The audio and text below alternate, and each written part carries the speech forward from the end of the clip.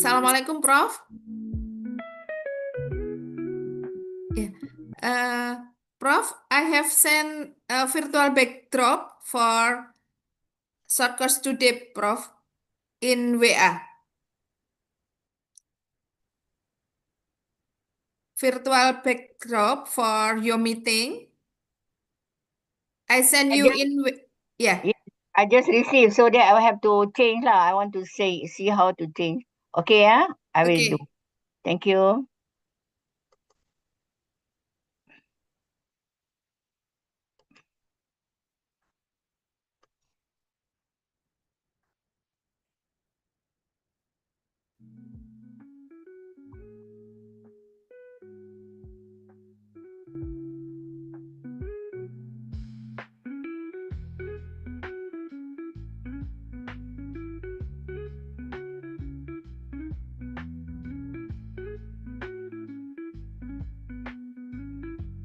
Okay, Prof.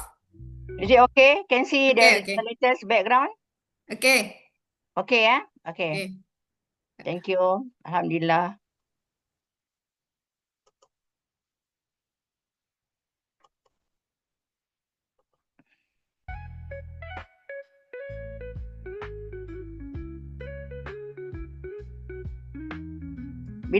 When you want to start, let me know, yeah. Okay. Okay, Prof. Please waiting for 5 minutes again, Prof. Okay, can. Okay, okay.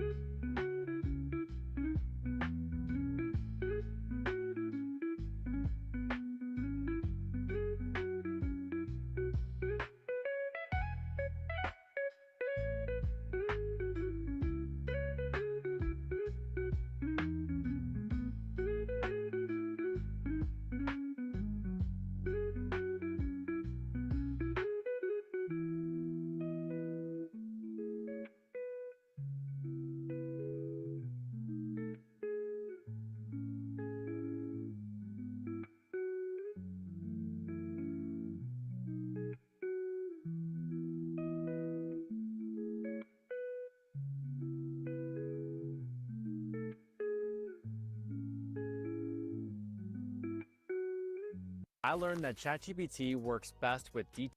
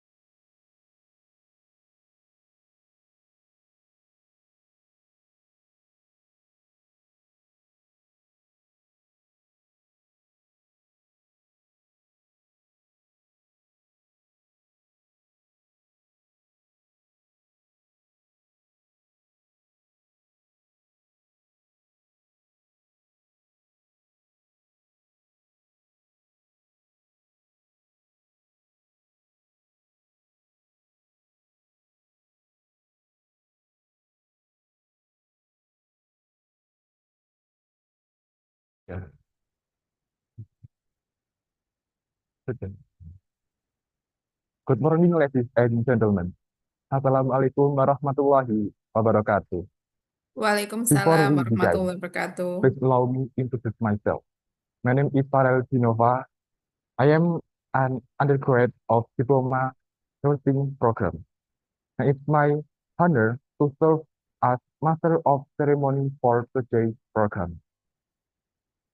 And I refer to all the speakers on the event, namely, first, Professor Zahra Saad, Register Nurse Register Midwifery, Bachelor of Nursing Science from Mahsa University, Malaysia.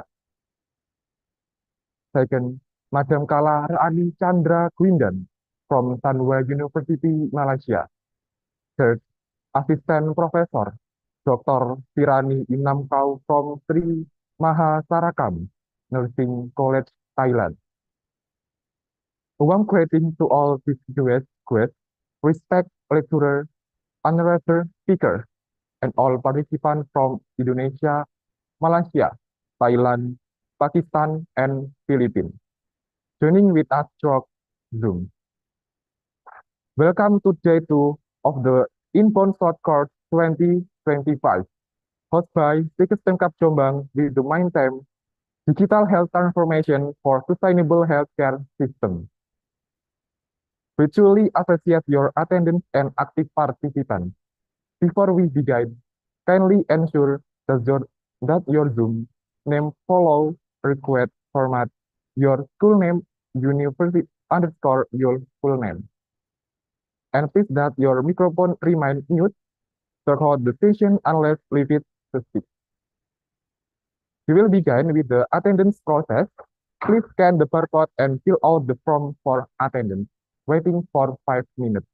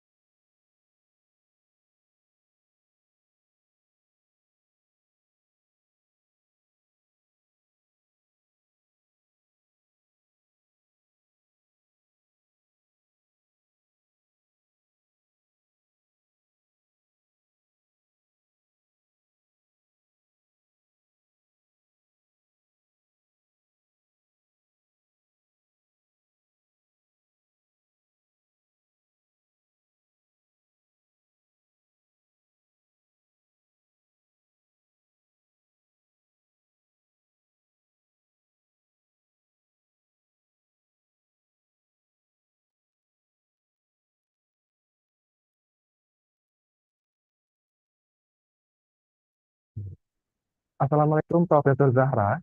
Please join, please open your camera.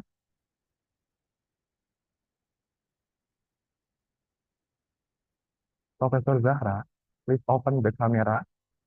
Okay. We remind all participants that the online course that conducts short Zoom until December 10, 2025. All the participants still need to access the e-learning platform to download the material, fill out the quiz, and finish the assessment given until December 1st, 2025. Open, sorry, open all the complaints the participant can download the certificate and a learning platform.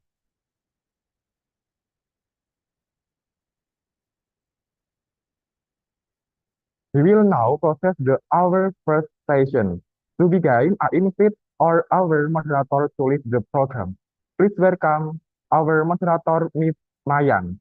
She is an undergraduate student Bachelor of Nursing program in Pemkab Jombang. Ms. Mayang, the screen is yours.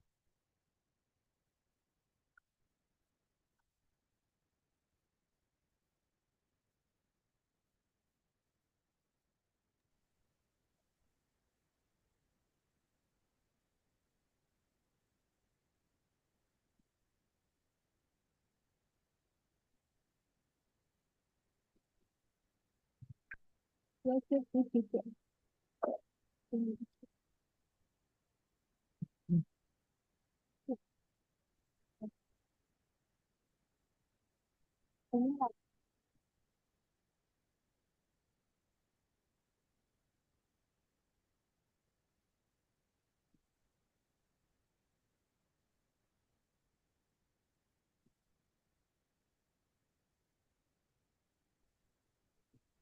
you so much for our incredible Master of Ceremony, Mr. Farel.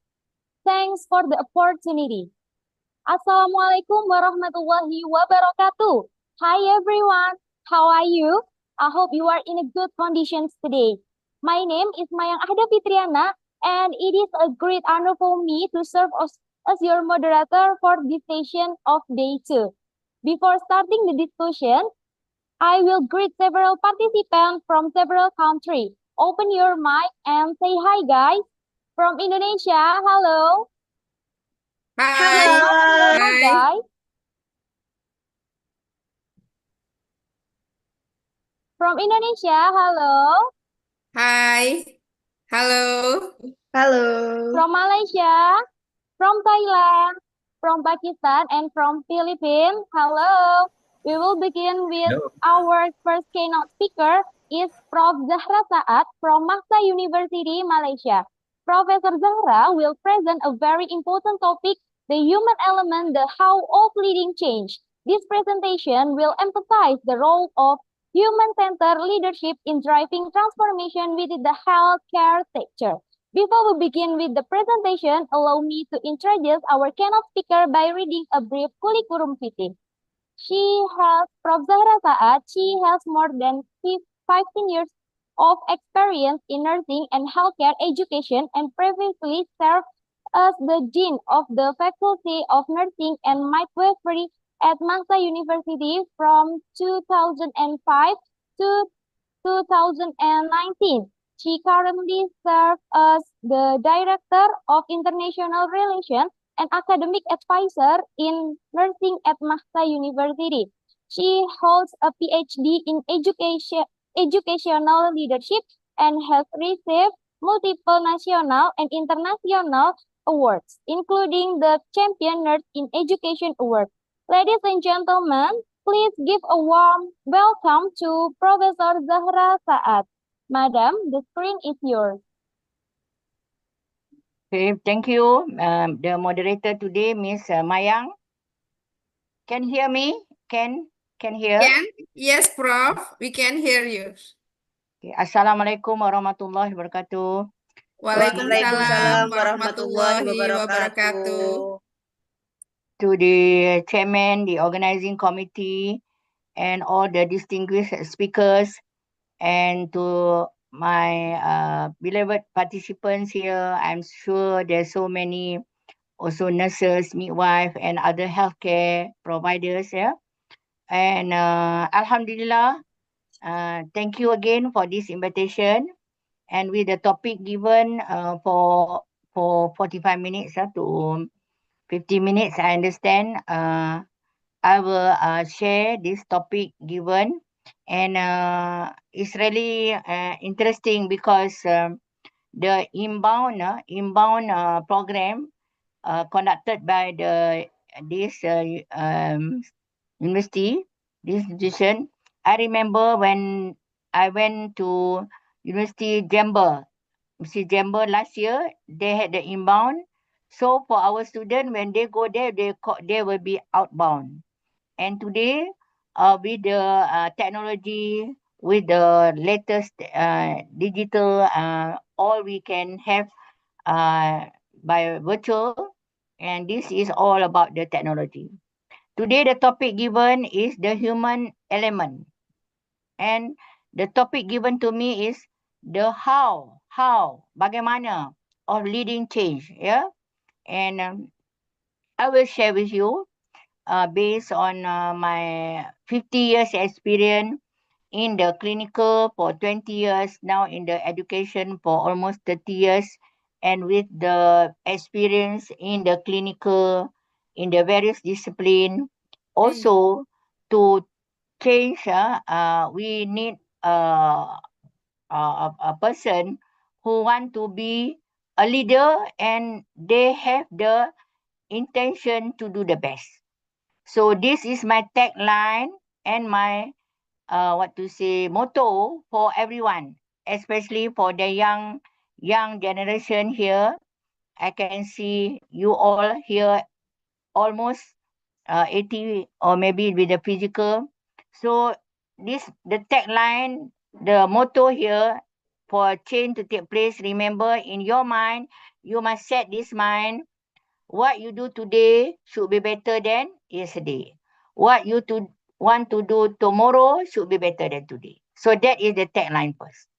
So before I begin, I want to share the university. I want to show you Bandar Sarjana Putra campus, our university.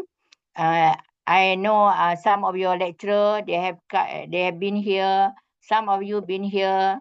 I welcome again for those who want to come to Malaysia. And this is a 70-acre area which comprise of a few buildings for main building, for the class, for the management. We have hostels here. We have also international schools with 300 students and the whole university with 8,000 students. Also, we have the hospital. Okay, at the back there, we have our hospital with 250 beds. The Masa Education Group, we have a few branches and also sub branches. The group mainly, of course, Masa University. We have Masa City Campus. We have Masa College Sabah in Sabah in East Malaysia. And we have Masa Avenue International College, which in Kuala Lumpur itself, and Masa International School and Masa Academy. So these all belong to the Masa Group, Masa Education Group, and those who used to be here, I think they have seen. These are the number of students from 75 different nationalities, and we have almost 2,000 international students with us, and out of 8,000 students. Yeah. So I am now in charge of the international affair, and apart from there also I take care also as an advisor for the nursing and also midwifery school. This is the countries where the students from. We have many from Indonesia. They are doing PhD with us. Then the number few already graduated, completed. Alhamdulillah. So this is about the university. The today talk is on the human element, on the how of leading change. And congratulations to the Indonesia, this institution for take the initiative for this inbound program. When you talk about change, I just want to reflect and recall, meaning that we want to change, we want to alter, we want to convert, we want to do from A to another size of A, but we do not want to make it less. Of course, we want to do it better. We want to reorganize. We want to transform. Same like when we start our program in nursing 2004, 21 years ago, we start with a small college. Then we start with the upgrading to the university college. Then 2015, we have our university pledge, full-fledged. That also changed, meaning that the organizational change. Professional organizational change. Let me explain on the personal change first, type of change. Personal, like myself. Okay, I am already more than 50 years in the nursing. So my personal from this start from, let's say, diploma, then go for the degree, master, and up to PhD. That is from my personal. But for the professional, we want the professional to grow. And when we grow, we have to show our development. How to develop? So this is the topic today we want to talk. When you got another type of change, organizational, meaning you have to see the structure, and now from the university college become university. So that is so organizational change. You used to see the people in the organization from A to B, and they have changed to another system. So that when involve the system and involve the structure, that will be part of the organizational change. Okay, next one. So when we do something different from what it was, of course, that will be change, will be to lead change. But we do not want to regress. We want to do as what I said just now in the first message, my talk from the beginning. This is the tagline. The tagline, we have to ensure that what you do today should be better than yesterday. What you do tomorrow should be better than today. So there's a change, something different. And why didn't change? Sometimes the effort fail. What is wrong? Why change effort fail? So this is we want to discuss. Why is very important of the human element? Because in human element here, we have to understand that you have your three skills here. You have your cognitive skill, you have technical skill, and you have your behavioral skill. So you as a person who are in the professional, you take this as a change catalyst. Everyone is a leader. Everyone is a change catalyst. Don't say that, oh, there she is the leader. I'm not leader. I'm only follower. No. Everybody must have this attitude. We are leaders as we want to change for the betterment. Right? Okay. That is about change. So when you understanding change, you understand very well on the change. As a human experience, I want to share how very important we want to know that this type of person can make the change. Because in the organizational study, the theory said, in the management theory said, there are like 4 type of people. Those who want to make change. Say first, the person who want to make change is 20%. That is happening now in the theory set. 20% only they want to make. The other 20% is the person who claim other people credit. Meaning that, oh, the one who did the changes. Actually, other people buat. In our pepatah Melayu here, we said, lembu punya susu, sapi dapat nama. You know? Lembu punya susu, sapi dapat nama. Other person did, but this person claim. So you have also in that organization, 20% that type. And the other person is, wait and see. I want to wait. You go first. You make the changes first. So this third person is only wait and see. They just observe. But the worst person who is the one resistant to change. So this is the person who do not want to change and they are resistant to change. So these are the large group which we do not want to be in that group. We want to be in the group number 1. We want to be a change agent. We do not want to be in the group number 2. That is, you claim other people's credit. Lembu punya susu, sapi dapat nama.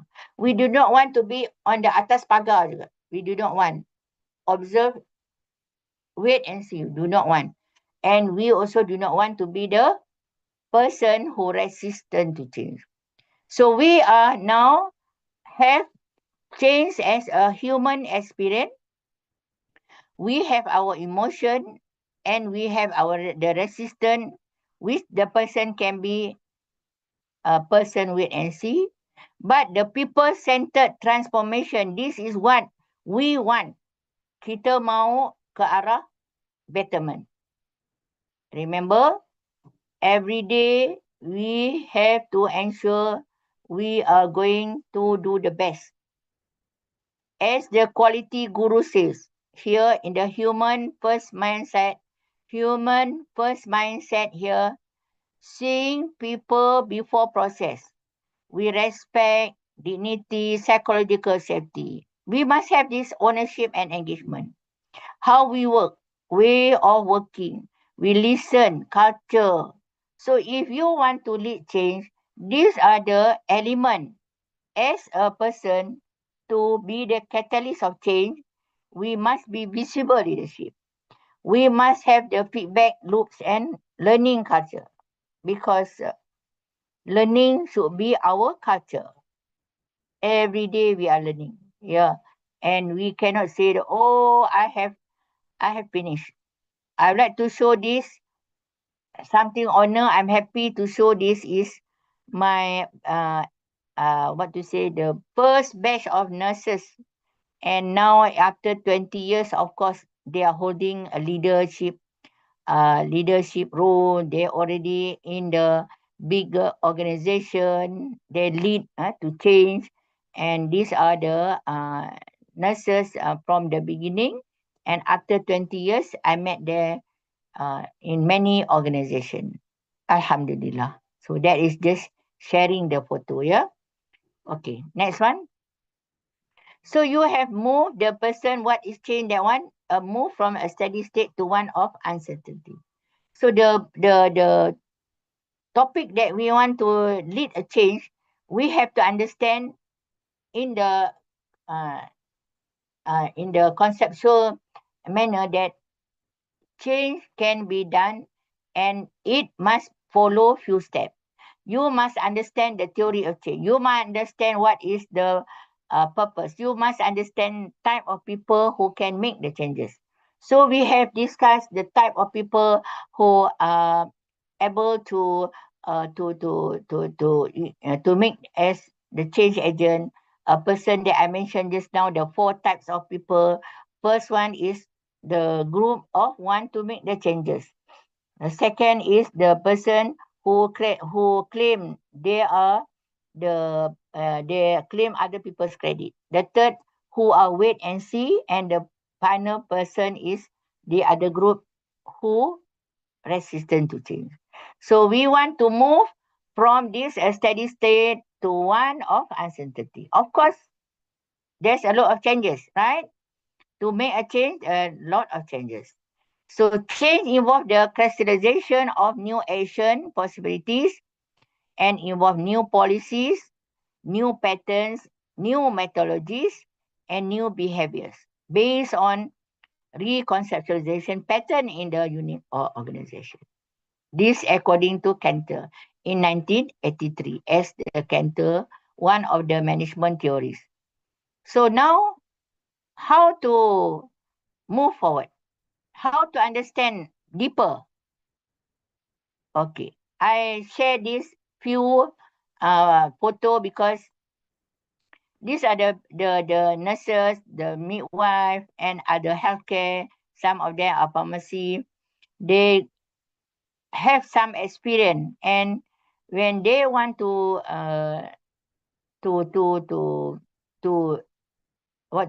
claim, oh, I have experienced this, I have experience. So the more you involve yourself with the few fields that have your interest and some in the community. So these are the few experience that I want to share. On the left, the photo here, this one, the photo which 1, 2, 3, 4, 5, 6.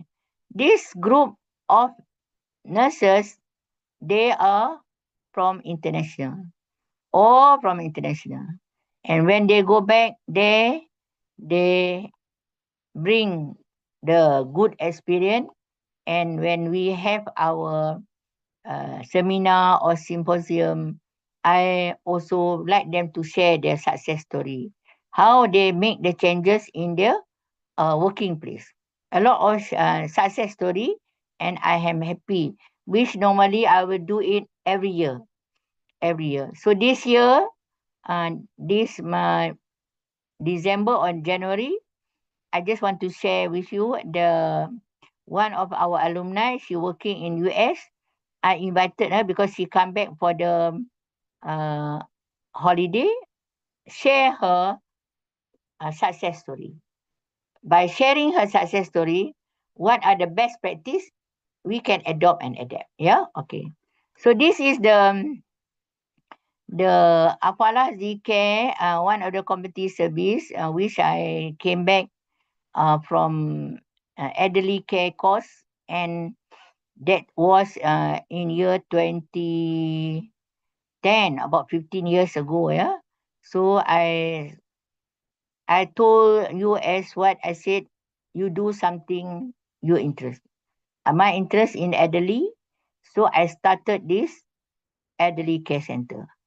And with the support from the community, with the support from our nurses who are retired and those who like to do volunteer job, they come and help us. So now established well and already 15 years. Okay, so that is how we take the lead. Then how the leading change? H stand for human first mindset. So I share with you my mindset from the beginning. I said I want to do something. I want to do for the betterment. That is the mission. So what is your mission? Of course, you want to do something good for your profession, right? And when you do, you cannot do alone. No one is an adult. You cannot do alone. You must have engagement. You must have the ownership. And when your engagement take place, then only we calibrate, we collaborate, then we have the good partnership, then only we can work together. That one we call it bersatu teguh bercerai roboh-roboh. You cannot do alone. And how? This is the way. HOW. Way meaning that ways of working. Behavioral shift. How your culture of working. Now we're talking about the working environment. Now we talk about your your working environment in your area. Is there any work-life balance? Any positive working environment? All will enhance changes. All will enhance to good outcome because you have good working environment. So that is how I interpret the how part. Human first mindset, ownership and engagement, and ways of working. Next one, please. This is again how your mindset. You must be alert. Everyone here as a healthcare provider, a healthcare professional, we have to follow in the in this sustainable goal, sustainable goal development. The secretariat, I think the secretariat, the organizing committee, they come up with the question, ask me to prepare.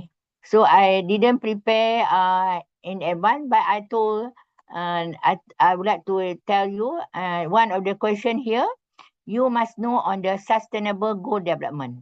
So that can be one of the question because they asked me to prepare 5 questions. So if you can talk about what is sustainable goal development, you pass this exam because they said they have 5 questions to give. Then you have to read. You must understand what is sustainable goal development. Very important because they have this agenda. And why is it very important? Because the sustainable goals aim to transform our world. They are call for action and to end poverty and inequality, protect the planet, and ensure that all people enjoy what state health and justice and prosperity. Meaning that everyone must understand. We don't teach you everything in your lecture, in the formal lecture. You have to read. You have to read because that is under WHO organization. I hope everyone aware and take this as important for you to read because the 5 pillar piece. Next one, we see the next one. Next slide. Is there any next slide? The 5 pillars. Okay, this is the the pillars on the United States Sustainable Development Goal, where people, planet, prosperity, peace, and partnership. So these are the 5 pillar, 5P. You understand? Huh? Okay. So this is my question number 2. What are the 5 pillar? So you have to explain. The 5 pillar is on the people, on the planet, on the 5 pillar, on the, then you can explain a bit briefly. What do you mean by people? What do you mean by planet? What do you mean by prosperity and peace and partnership? Okay. So here, the 17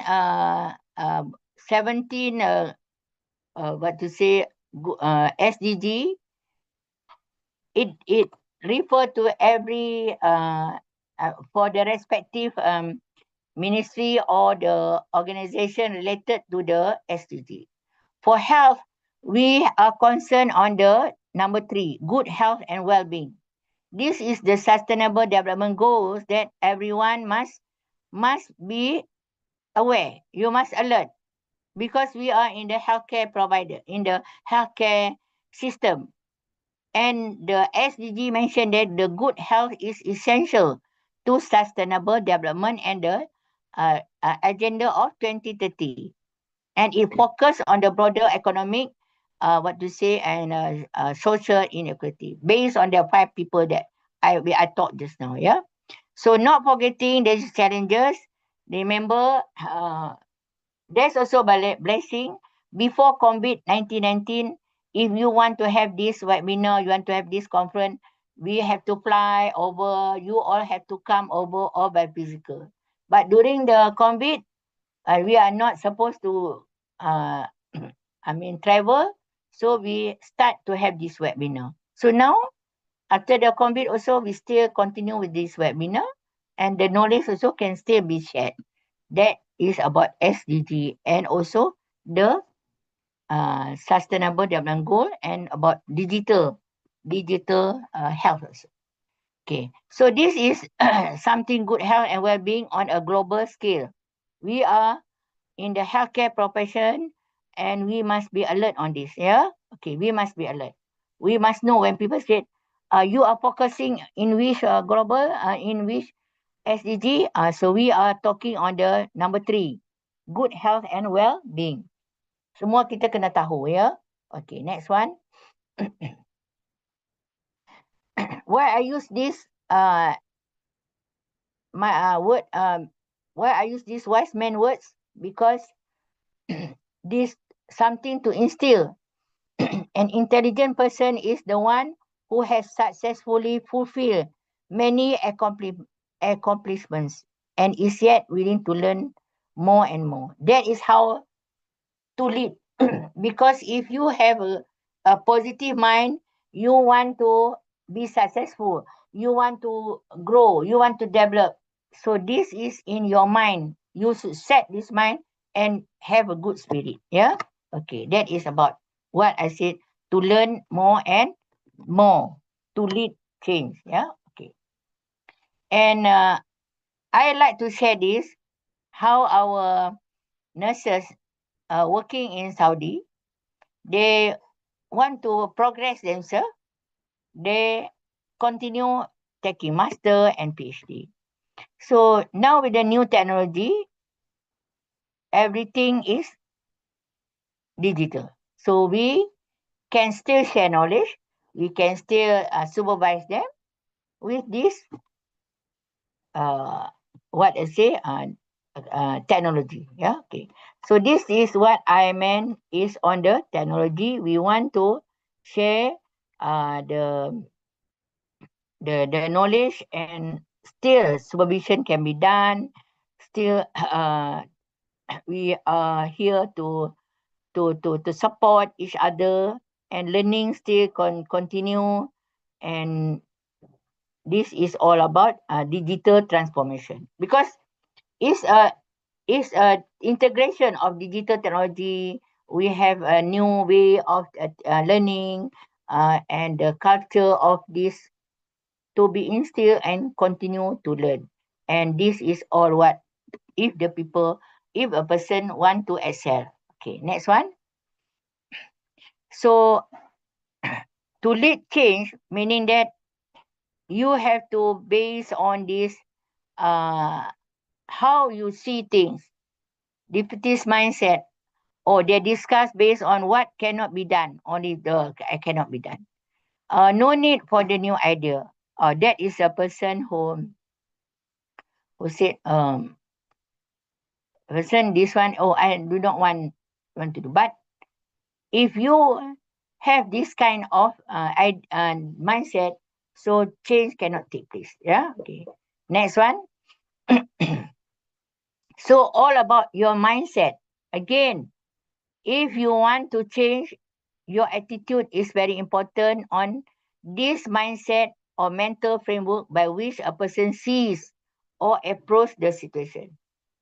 If you say that I want to change for the betterment, or you happy, you really happy with what you see now, you as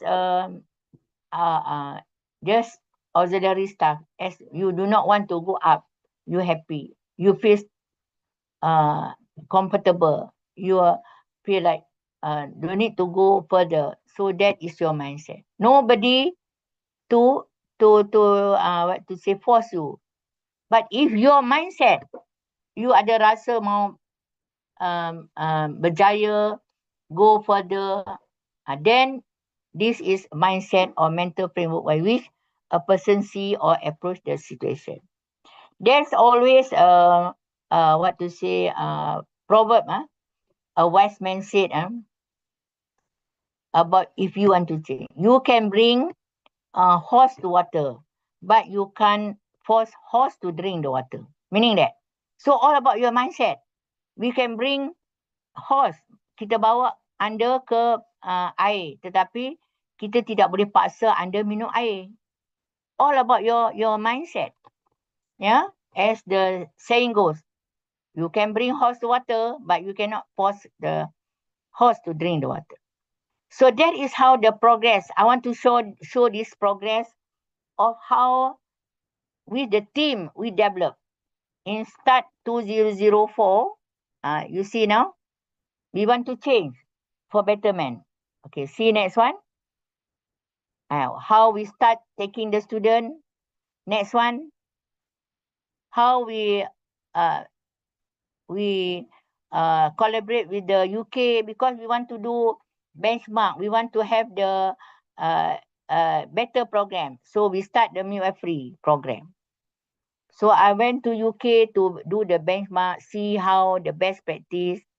And 2014, we start the master program with PhD.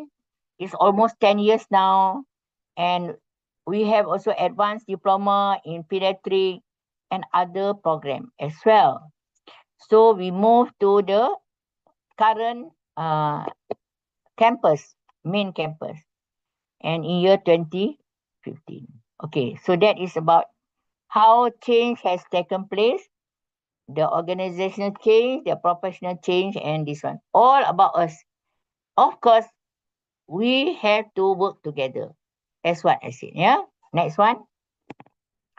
So managing the resistance, meaning that we cannot deny we have people who are resistant to change.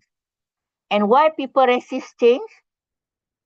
And how to overcome this? What are the tools to reduce resistant change? What are the support system that we want to adopt and adapt so we can have more people to lead change, more people to understand change for the betterment. Yeah. Okay.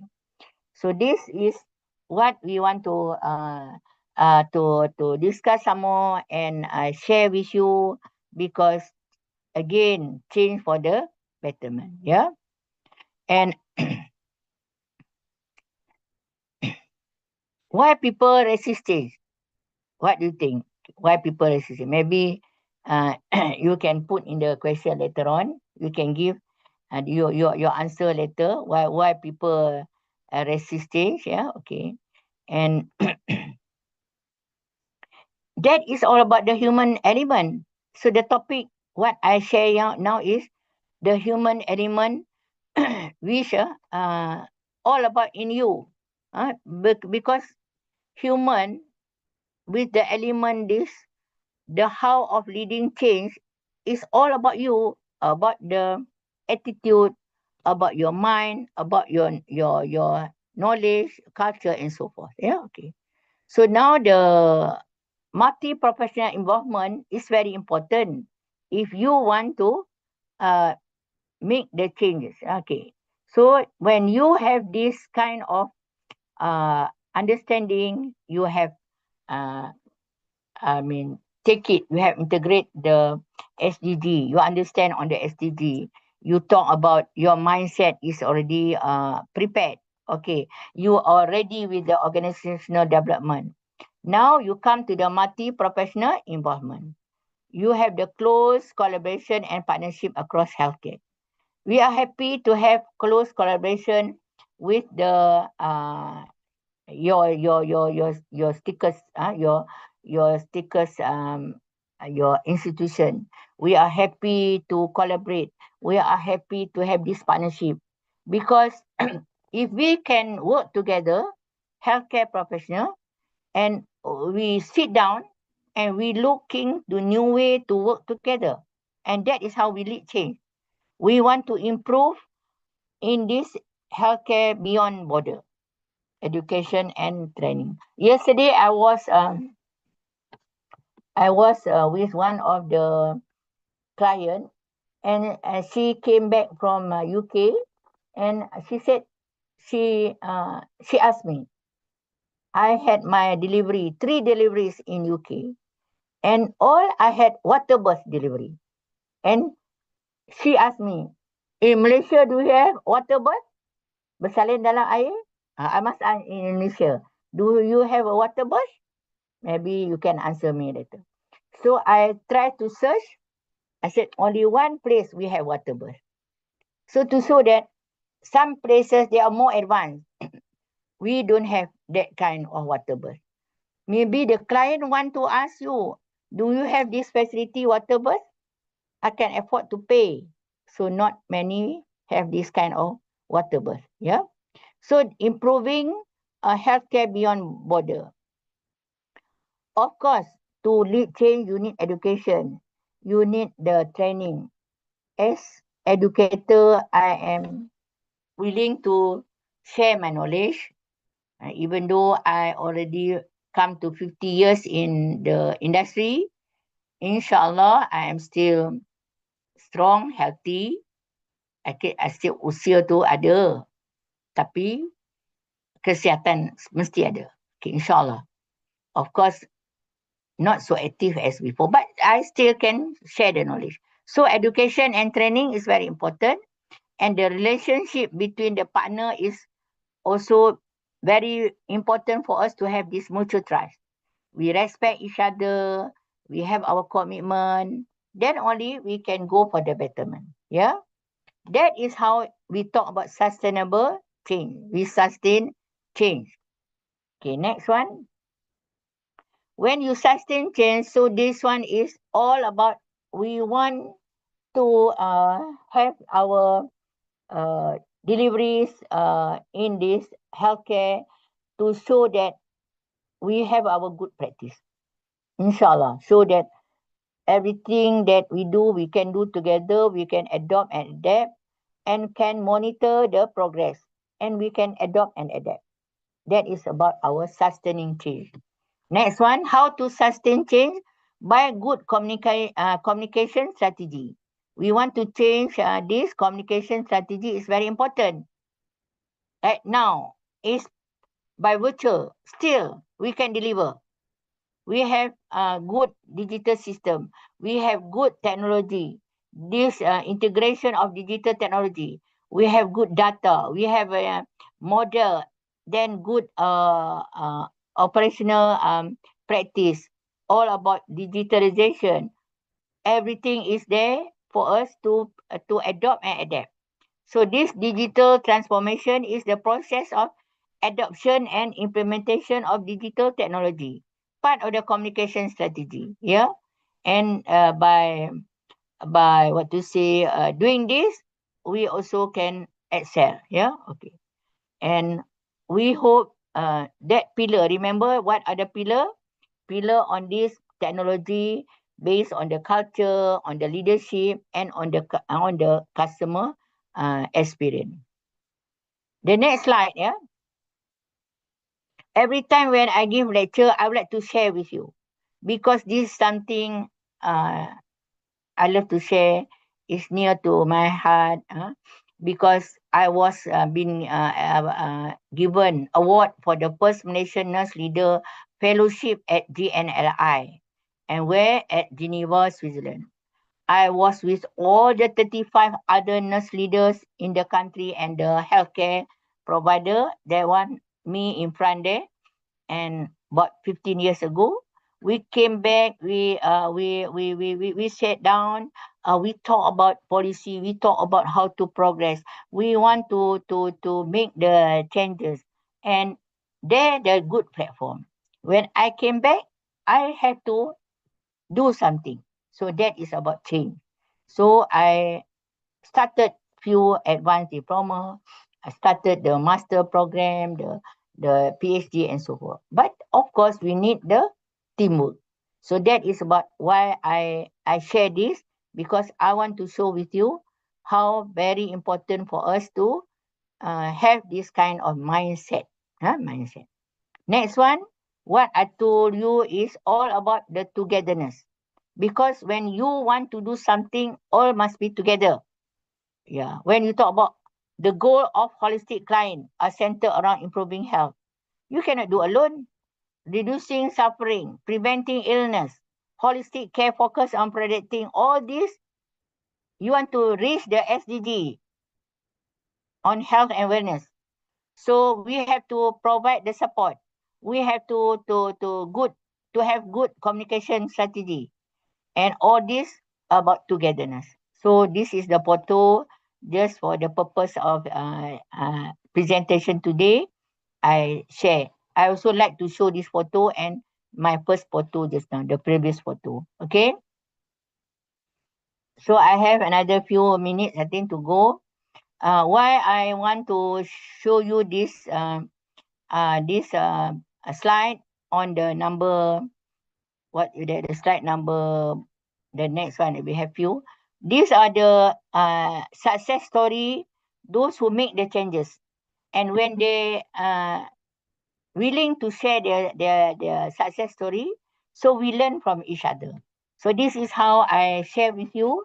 And every semester, about 2-3 months, we will invite those alumni sharing their success story. So this is what I can open also. I will tell Bu Khalifah whether can invite the student to listen. We can have a free webinar sharing success story. So from there you learn each other. So we do it quite often. And today, thank you also. I understand many students joining. You have from Thailand, you have from Philippines, you have from other country. Of course, I have also few of my students joining this. Yeah, okay. So these are the success story, and the case example here on the healthcare transformation cases. we can learn from each other. We can learn the best practice. That is how when we talk about leading change, because we have to share your good experience and we adopt and adapt. Yeah. Okay. Meaning that what to say, change. When you talk about change, sometimes you say Rome cannot be built within a day. We take how long to make that changes. Just want to, I want to change it. You cannot do like that. Okay. It's not by a matter of chance. It takes effort to do. Next one. This human element in leadership, of course, to make the change in the leading change, you must have this element of empathy. You must have that trust building. And of course, I will repeat and repeat because effective communication is very, very important. Kita mesti berkomunikasi. That's why from the beginning, I had highlight there on the strategies of communication strategy. Yeah. Okay. That is about the experience to these people maybe say that, I the experience, I have 20, 30 years and why I want to change? If a person, next slide, you see, if next slide, if a person with 20 years experience, nothing more than a person with repeated 20, that because why? The person will do the same thing. I have 20. But the person will be 2 years experience, she will do this part, she will try and doing another competency. So you have how many type of experience? It's a lot. The person maybe have 20 years experience and sitting in the CSSD. You know CSD? Department, strategy. Then a person in the say medical surgical, she got 2 years experience. She deal with the medical condition. She deal with the surgery. She deal with the pediatric case. She deal with a lot of experience. So that is what I said. Too often 20 years of experience is nothing more than 1 year of experience repeated 20 times. Next one. So implementing the organizational change I mentioned just now earlier, the process by which organization move from their present state to some desired future state to increase their effectiveness. Okay, that is what I mentioned just now. Next one.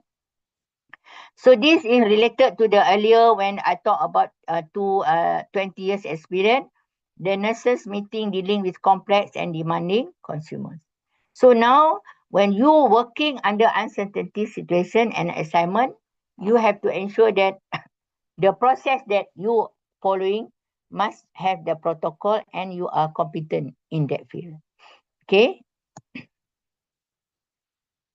And from the beginning, I told you in the change model, you have the theory to practice, the step. So for change, we have one module. I used to give change management for few university. I need about 1 day, whole day, so to have this. So just briefly, the Levin's model said in 1951, there are 3 steps here: unfreezing, moving to the new level, and refreezing. I hope you read. So this is my question number 4. Okay, question number 4. Explain on the 3 steps: moving to the new level and refreezing. Because the committee asked me to set 5 questions, so I didn't give any advice. So this is the question, so they can answer. Yeah. So this is the first question is on 3 steps of Levin's model. They can do some handwork and do the answer, give the answer. Next one. Okay, this is the Levin's force field model. You have the change issue. What are the driving force and the restraining force? Meaning that if the driving force is strong, so the change will take action. But the restraining force is stronger, so change won't take action. So this is how the Levin force in the field model, the 3 steps of change. Okay, so I leave it to the committee to take this as part of the number 4 question. Okay, all right. Next one. So in the summary, before we proceed, we have a few, I want to say we have done on the defined change, we have explained the organization need change, we have come up with the change theory, what are the challenges, and we identify people who resist change, and only 3 main strategy to maintain change we discussed as briefly only, and now identify the factors for an effective change. Okay. So how the characteristic and process of change, because the environment in which the change is to occur, the way in which people to involve. So that is how we want to identify the effective change will take place, and how this will be maintained. Okay. So the maintain is based on the culture here. See the next one, based on the culture. It's very important for the culture. You see, next slide on the culture. Because to maintain this, you must have a good set of culture. It is a set of guidelines which individuals inherit as members of a particular society. So we tell them how to view the world, behave with other people, and relate to the culture. When you go to the hospital A, this is their culture. You go to the hospital B, this is the culture. Okay, so they have a good culture. Then only we can sustain them. To summarize again, on the response to change, there were Rogers in year 1962 he had come up with this percentage of innovators, that something like change agent, 22%, early adapters, so another 13%, 34% on early majority, 35% late majority. That means the person will be later, do not want to make. But the laggards and the sabotage, these are the people who do not want change. Yeah, okay. So that is about respond to change. How to respond to change that you want to study now? The next slide. First, they deny. Then the stage 2, they will defense. Number 3, they discard. Okay. Okay. Then the next one will be adaptation. So whatever it is, the number 5 is you adapt, and then you will be internalization. You internalize, that means you practice that change.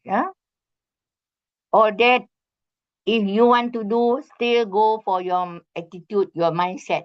Meaning that your mindset, you want to see the positive. If you can see the positive, okay, that is all about positive. If you see negative, become negative. All about your mindset, yeah? So this is how your response to change, you anticipate, each individual construct their version, okay? We go to the next slide, the definition, the explanation on the anticipation, because some eagerly anticipate change, some begin to make other plans.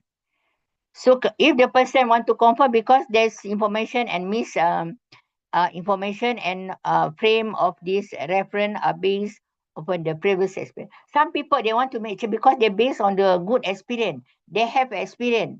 And each individual has their own idea of how things may adopt their work, because their mind is positive. Yeah. So if you talk about the challenges now, not only on the mindset, and other resources also play important part. Yeah? How the challenges here, apart from people, resources, and also the time. So next one, time. I want to talk about time. Okay, next one, because this one we have covered. Okay, this I have covered just now. I've taught just now. And I want to talk about time management. Is very important also. Yes, we have explained briefly little objective, reality. Okay, we have explained on each individual has their own idea of how things may develop. So this is what I said, people, what are the challenges? We discuss on people and resources and the time. So now go to the time management. Time management meaning that, next one, time, management of time. People, everyone got 24 hours.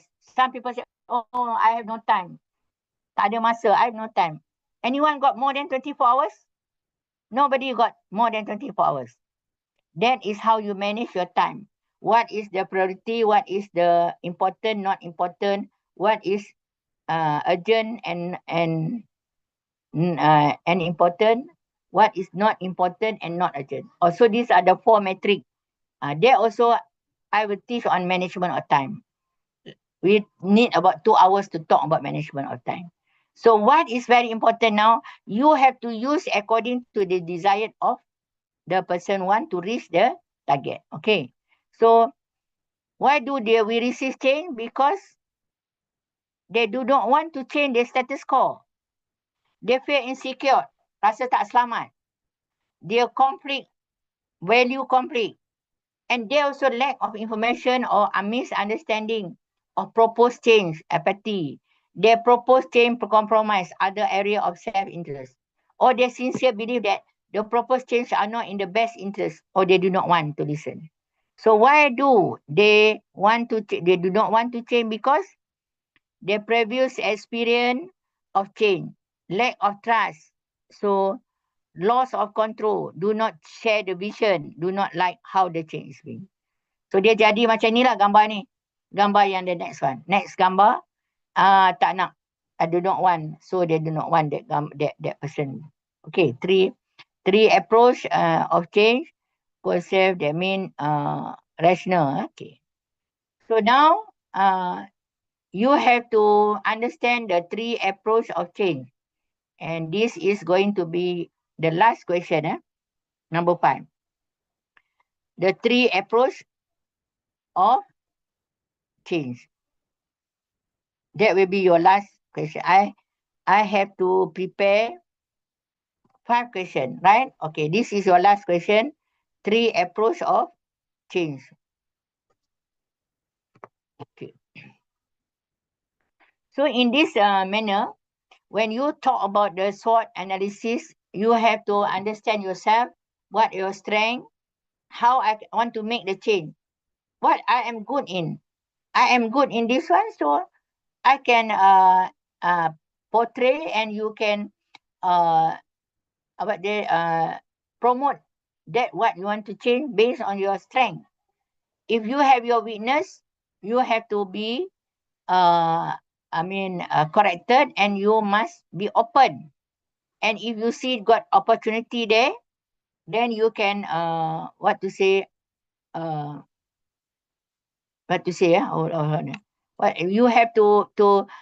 that, oh, everything is there, opportunity. So the opportunity is very important. You don't miss the opportunity. And threat barrier to product, the services. Okay. So this is all about change in the SWOT analysis. Okay, that is only the example, yeah.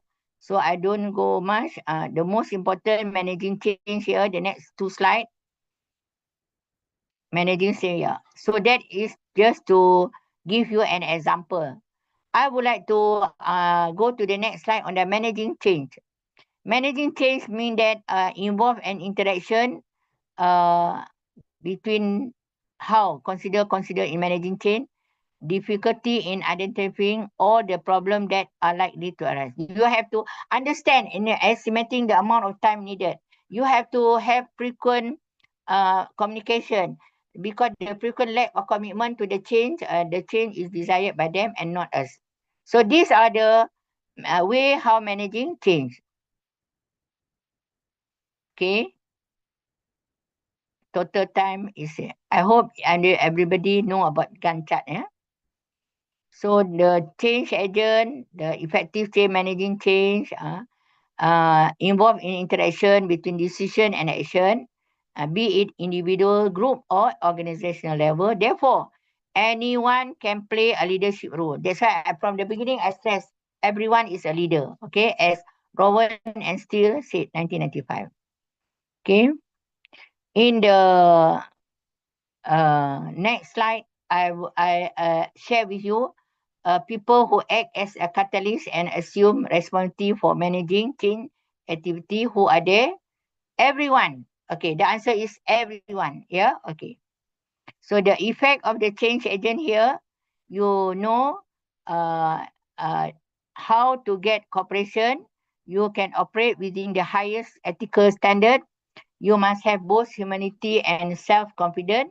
Be aware of why things are done rather than just how they are done, and dealing with people, managing conflict and resistance. Next one. Next. Okay. Know your management style. Yes. Because the most important, some of you practice transformational leadership. You are some democratic, some maybe autocratic. So your leader, maybe you have to see what are the management style. So think of what skill you possess to manage change. You have to identify, check your Johari window. Go to the Johari window. What I meant is Johari window. Borrow skill from other people if you do not have them, meaning that you learn from each other. But the resources and time management are the most important. Yeah, the most important. Okay. And keep motivated. How to keep motivated? And you have to be positive. Conflict identification and management. So I have few more slides to go, another 3. Why I like to show this again is this stone, a little push to the right will make a difference. What happens? So that is how you have to move the momentum. You have to alert. A little push in the right direction can make a big difference. So we have to moving forward. Next one. So the take-home message here, as I'm going to end the presentation, you are what you think you are. Whether you believe you can do or things, that is very, very important. You are always right. Meaning that you have to think positive. Okay? Berfikiran positif. Next one. Whether you want to change or not to change, all this key, you yang pegang. You hold the key. Change succeed when humans come first. Be present. Be authentic. Be consistent. I want to change. All in you. Because you are the one who able to change. Because nobody can force you. If you want to learn, no one can stop you. If you do not want to learn also, nobody can stop. So this is all about you. So in conclusion, with the final thought here, next one, the final thought, in the healthcare industry is bracing for a turbulent and characterized by rising costs, workforce shortage, technological advancement, and regulatory changes. So addressing these challenges to change for the better, we need innovation. We need an innovative solution, collaboration among stakeholders, and a focus on improving patient outcome while ensuring sustainability and affordability. So by proactively address this issue, the healthcare industry can navigate the complexities of the future and continue to provide high quality care for all. Because remember, at the end of the day, we have our SDG. Okay. So my final slide will be take home message. Never stop learning because life never stop teaching. And today should be better than yesterday. Tomorrow is better than today. That is my Facebook and my face. You can follow my Facebook. And I am not so active in Instagram, but my page is active for us to share the knowledge. Again, Learning is a treasure that will follow its owner everywhere.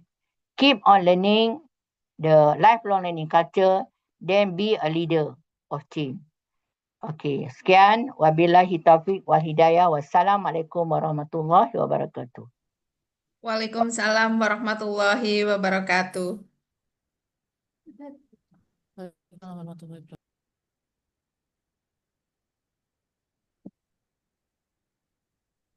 Thank you, Prof. Thank you.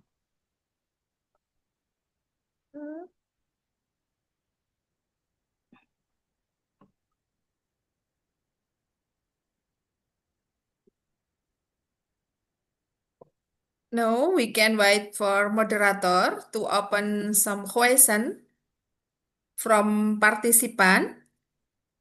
Hello, moderator. Halo, moderator. Wait a minute, Professor. They need a microphone on first. Halo. Hello. Okay. Thank you very much, Professor, for such an insightful and inspiring presentation. We will now open the floor for Q&A session. Any question from international student, maybe from Malaysia, from Pakistan, from Philippines, or from Thailand? Hello. Hi. Participants may submit their question through the Zoom chat or use the raise hand feature.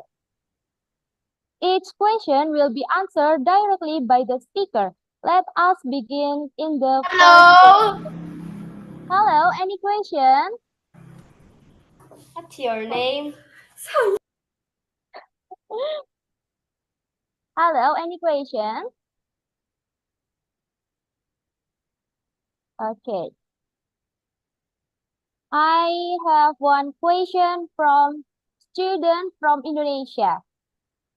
Professor Zahra, how to create proper time management?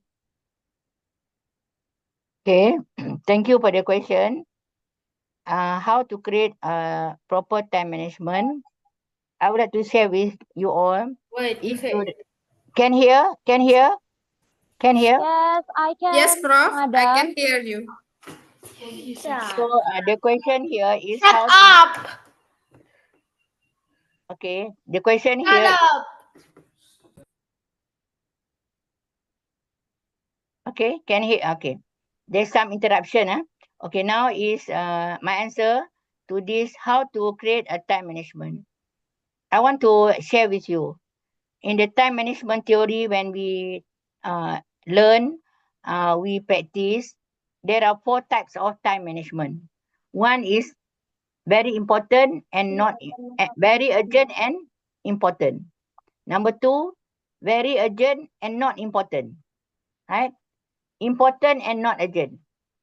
And another one is not urgent and not important. So these are the 4 metrics that you have to understand. What is urgent, what is important? Let's say in your study now, you have your assignment to do, you have your time deadline. So that is urgent, that is important. If you don't submit, what happen? That is urgent and important, right? But what happened to the urgent but not important? Such as what? Yeah. So that is how you can something you say urgent, but it's not important. You want to meet somebody, it's urgent, because he is around your area. It's urgent. Otherwise, he go back. But if you don't go and meet, also not that important, right or not? But someone is very important but not urgent. What is that? Maybe it's very important for you. You lost your IC. Important for you to go and renew your IC, your passport number. You lost your passport. But very important, if you lost your passport, you cannot go abroad. Very important, right? But it's not urgent.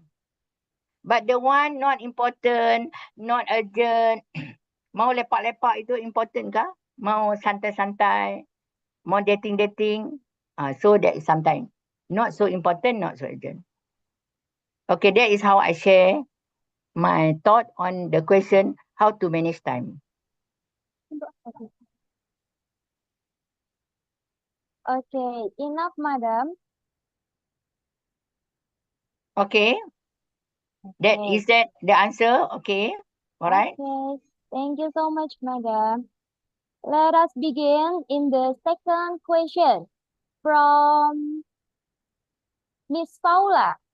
The question is, a midwifery student from the may ask how we can manage our time effectively.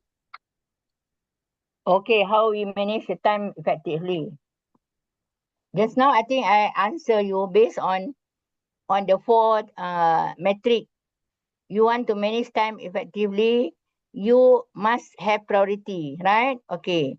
And you must know which one you have to be prioritized first, yang mana harus diutamakan, yang mana yang tidak diutamakan. Then from there, you must have the scenario, the list, which one is important, which one is not important. So that is how I give the answer from the beginning. Okay? Like you want to attend this class. It's very important for you. You will be part of the inbound participant. You will get your certificate. It's very important. And urgent. The time is already given. If you late, you will go somewhere. How to show you manage your time? You did not manage your time. Right or not? Okay, so that is how you manage your time. It's very important. Okay. Next one, any other question that I can answer?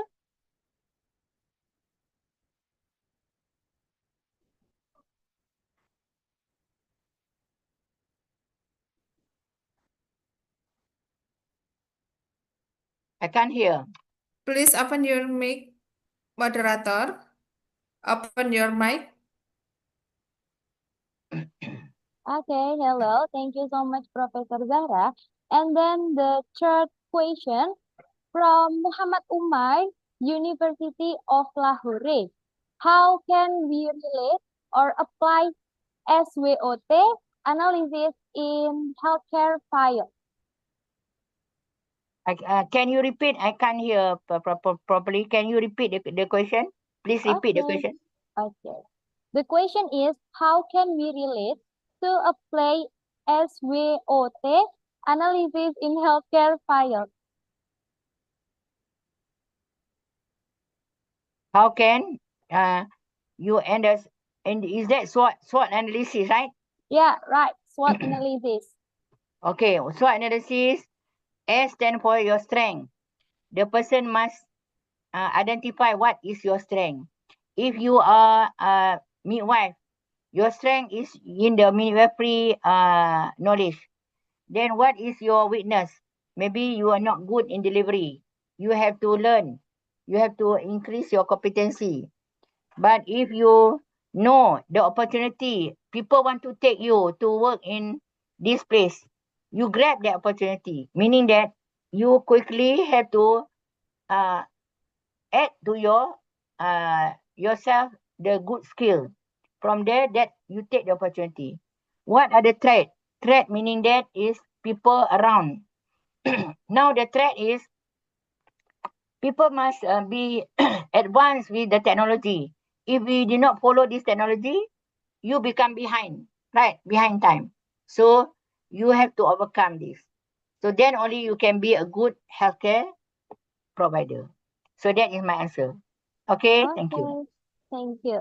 And then fourth question. And the Philippine student, if you have any question, please open your mic. Any question from Philippine student? Hello, can you hear me? Yes, Okay. Any question? currently we have no questions. Thank you. Oh, okay. Next to University of Lahore, Pakistan. Nur Uian, my question is that why do people usually resist change, especially in healthcare settings? Please answer the question. As I mentioned just now, there are 4 types of people. There will be a people who resist change. One is a person, a group who want to make the changes. And number 2, a group who claim other people's credit. Number 3, who wait and see. But the fourth group is, sure, in any organization, you have about 20 people, 20%. And you study on the Pareto, there will be a 20% people who resist change. So this type of people who resist change, they must be, giving them the training. We have to let them be with the group who motivated in changing, mentoring them, give them a preceptorship course, and also ask what are their problem, any issue we can help them. So when they resist the change, because maybe they feel insecure, they are not aware, and here, as a leader, they must help and support, facilitate them. So people resist change, maybe they are ignorant. They didn't know. Because at the end of the day, we want to do the best, the advantage for the organization. So we must help them. We have to educate them, let them know. This is for the best of our organization and best for us. All right? Okay. Okay, thank you so much, Prof. Zahra.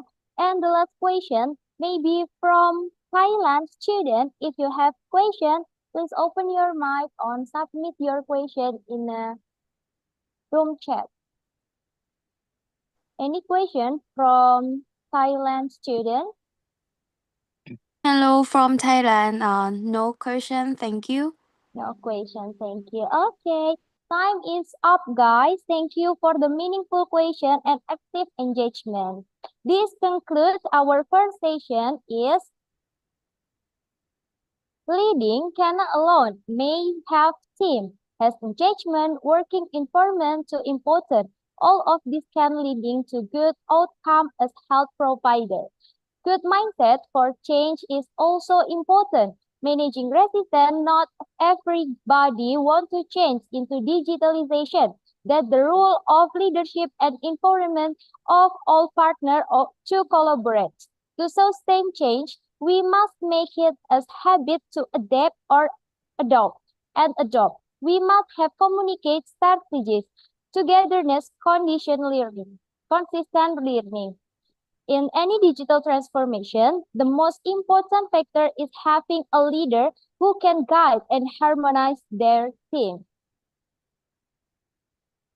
Okay, Professor Zahra, do you have closing statement for us?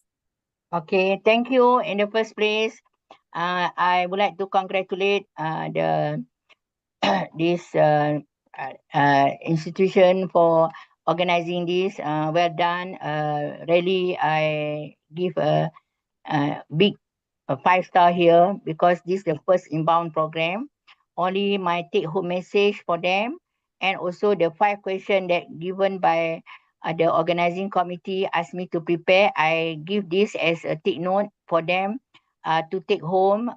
Number 1, the question on the what is SDG, okay, because asked me to prepare the question, so I hope the organizing can prepare what is SDG to the student. What do you mean by 5P there? 5P, they have to explain. Then number 3 on the 17 SDG, just explain on just write the list of the 17 SDG. Number 4, what are the 3 steps in leading change by Kevin? And number 5 is what are the theory, what is the 3, type of the change that we mentioned just now. And with that, again, I wish everyone all the best, especially all the students in your future endeavor, and you're going to be a good professional and also healthcare provider. All the best to you. Thank you and thank you. Wabillahi taufiq wal hidayah. Wassalamualaikum warahmatullahi wabarakatuh. Waalaikumsalam Waalaikumsalam warahmatullahi warahmatullahi wabarakatuh. Thank you so much, Prof. Zahra. Next is the presentation of the certificate. As our appreciation to Prof. Zahra at this inbound source course event.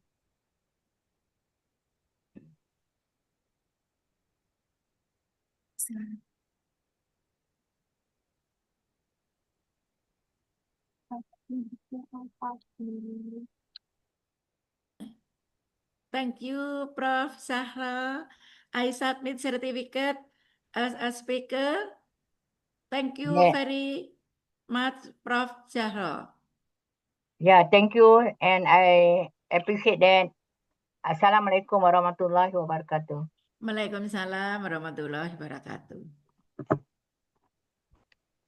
Yeah.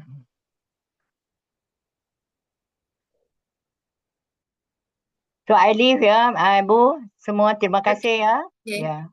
Thank you, Prof. I Thank hope you you. can join in next Yeah. program.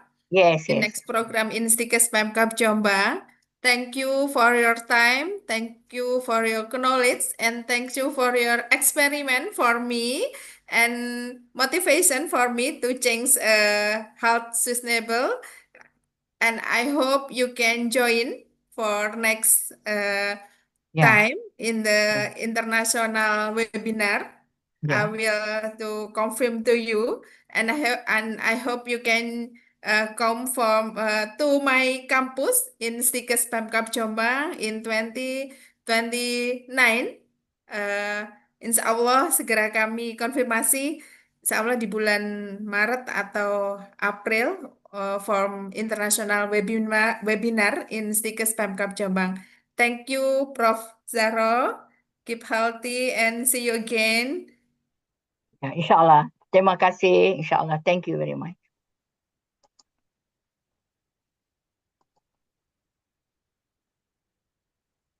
To our chairwoman, thank you so much, Madam Khalifa, and thank you so much, Prof. Zahra Saad. Ladies and gentlemen, for our second session, we are pleased to welcome Ms. Kalarani Chandraguindan from Sunway University, Malaysia. She will be presenting the topic, Foundation, the Why of Digital and Sustainable Health. This topic will provide foundational insight into the relational urgency and critical importance of adopting digital and sustainable approaches in modern healthcare. Before we begin the presentation, allow me to introduce our keynote speaker by reading a curriculum vitae. Madam Kalarani have experienced nursing professional with a Master of Nursing and over 20 years of expertise in nursing education, clinical practice, and academic administration. Skill in curriculum development, teaching and assessment, student supervision, faculty management, and coordination of nursing programs. Demonstrated leadership through to such a senior lecture, program coordination, Join lagi. deputy head, associate dean, and acting dean. Strong collaboration experience with hospital and accreditation bodies commit to improving academic quality and supporting student development. Madam Kalarani Chandraguindan, hello. Can you hear me? Hello, a very good morning to all. Can you hear me? Hello, good morning, sir. Time Okay. is yours. Oh, just give me a moment. I've actually adjusted my background, but I just realized. Just give me a moment, yeah.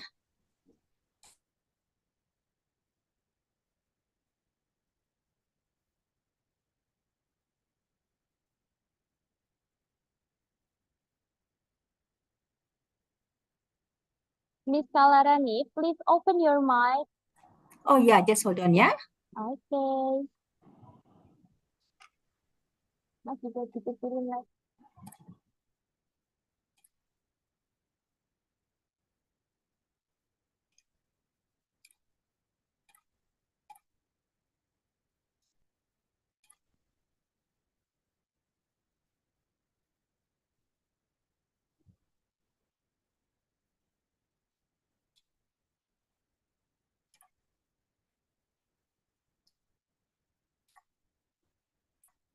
Okay, it looks great now. Okay, thank you for the technical, thank you for being patient. So without further delay, I would like to say thank you so much to allow me or to invite me as a speaker for today's session. And first of all, I feel truly honored and also excited to be one of the speaker in this program. This is a wonderful program. Dear participant, I think this is a great opportunity. I wish I could get this opportunity when I was a student once upon a time. But anyhow, yeah, things are changing. The era has been changed. Yeah. Now, today, well, the topic is a fantastic topic, which is the digital. Of course, obviously, digital health transformation for sustainable healthcare.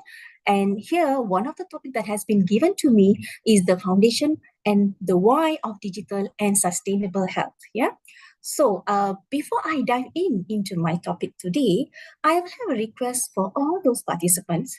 So, throughout our presentation, it will be great if you could respond in a way of emoji. I'm not sure I will be able to see your emoji or not. Or maybe some reaction, okay? And so that we will have, yeah, that's great. I can see Ibu Khalifa. Nice to, thank you so much. Okay, so that I will be, yeah, know how was your mood today and how do you find each and every statement that has been, presented or being discussed. Yeah, thank you so much for that in advance. Thanks. Yeah, and yeah, without further delay, let me share my screen. Okay, I have.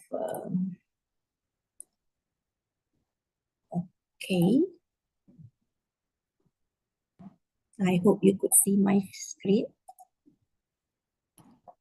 Dear moderator, thank you to you too for the wonderful, I would say, introduction of me. And is everybody okay? Can you see my slides? Yes, madam, we can Thank see. you. Okay, now let's start with our session today. Now, before we move further, let's see the first part here is the learning objective of this session.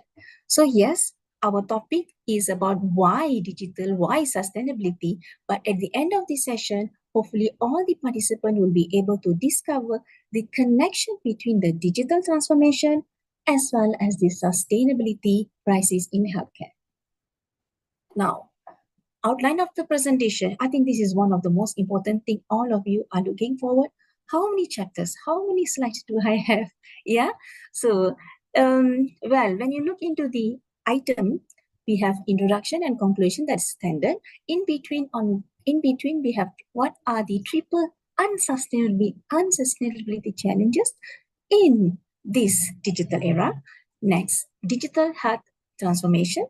That's we have pillars of sustainability, and finally, a simple case study just to give you some idea what are we looking forward and what are the challenges that we might, or we already, some of it, we already feel it, and what can we do so that we will be able to face the challenges in this era, yeah?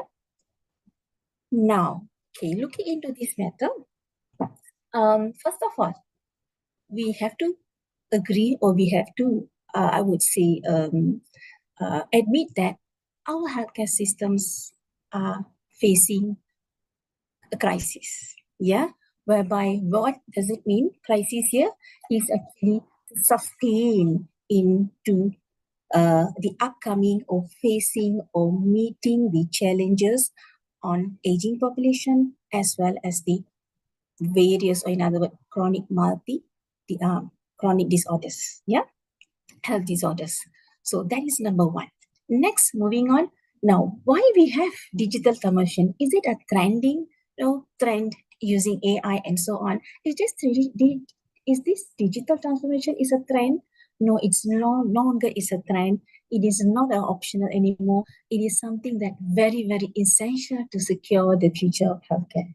Yeah, that's as we go on, we will see what exactly the components are being discussed here. And again, in this particular presentation, which is the next slide, we are going to talk about why digital innovation and how does this will address the financial, workforce, and environmental pressures. Yeah. So let's move on to the first, I would say, subtopic. Our first subtopic here, we have the triple unsustainability challenge. So first, we have financial strength. Next, we move on to the workforce burnout. And the third one is the environmental impact. So what we have under financial strain, first of all, you have seen the word aging and chronic diseases. Yeah, I have some supporting material, but however, I'm pretty sure you are aware that according to WHO, we are expecting more baby boomers. Yeah, generation which is those who born in 1946 to 1964. They are entering the retirement age, and there's an increased demand in senior care. Yeah, in other words, gerontology care. So that is one, I would say, buzzing us. In other words, alarming us. Are we prepared to face them or to care them? Yeah, and also chronic diseases. I think this is also rising as we see in lifestyle and so on. Yeah, and this is actually causing a very, I would say, it's a financial burden. Yeah, it is also rising the healthcare cost as well, and this is something that giving us an alarm or prompting us. Are we ready? What do we have to find a solution? So again, we need some kind of innovation solution so that we will be able to face the upcoming years, especially in healthcare system. Yeah. Now, moving on. The next point, we have workforce burnout. So obviously, I think this is never-ending story. Overload, workforce shortages. So maybe we have a few different country people here. Okay, participants from three country. Can I have some kind of emoji saying that, do you have this issue? Yes. Workforce shortages in your country? Yes or no? Especially healthcare workers? Yes or no? Any emojis? Probably I can't see when you put. Okay, I think definitely this is a global issue. Yeah. So what we have done for this, somehow or other, we have find a way of trying to match or trying to work on these shortages. But however, as we are working on it, but the population are increasing. Yeah. So that's where we need to actually prepare or have a better strategy to face the upcoming before it become a dilemma. We have to make sure that we will have a better strategy to face, and what can help other than this digital health transformation. Yeah. So again, when you have overload and workforce shortages, this will cause a decrease in care quality and obviously burnout among the healthcare workers. Next, moving on, environmental impact. What does it mean, environmental impact? Do you know that, or do you aware that the healthcare sector's carbon footprint, waste generation, and the resource depletion, these are all something that we have to look into it. Again, environmental is taking care of environment is our responsibility. So how are we going to reduce all this this waste, generation of waste, using all those items in our clinical area? So again, here comes necessitating a renewed focus on sustainable practices. What can we do? Of course, we cannot shut down the hospital. We need the hospital. But how can we use when there's a need, a real urgent need, a real need is required? So here comes some of the examples that I can show you. Now, have you heard of silver tsunami? It's something very, very interesting. Yeah. Now, silver tsunami is talking about we are actually by 2050 going to face more, or in other words,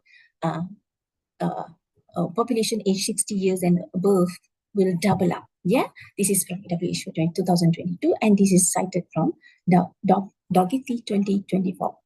Other than that, we also have this older adults often have multiple comorbidities requiring continuous monitoring.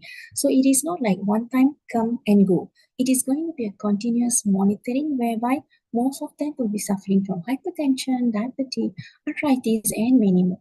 So here comes, if they are able to care for them, or we are there to guide them in a more innovative method instead of now traditional method, patient has to come each and every time monthly or 3 month,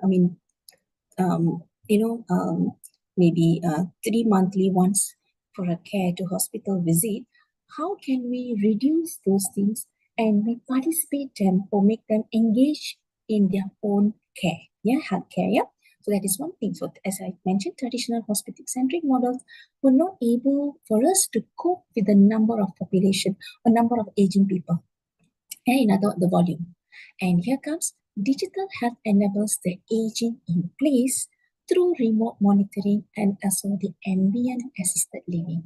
So now we have an idea, okay, how do we face these challenges or face this larger number or larger volume of, I would say, clients or patients by having this digital health, by embedding this, starting to instill this from now. I think this is nothing new. We have learned during our pandemic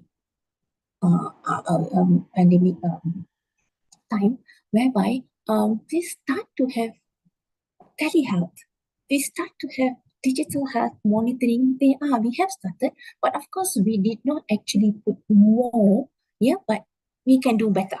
We have started, but I would say we can actually grow more into it. So next, moving on.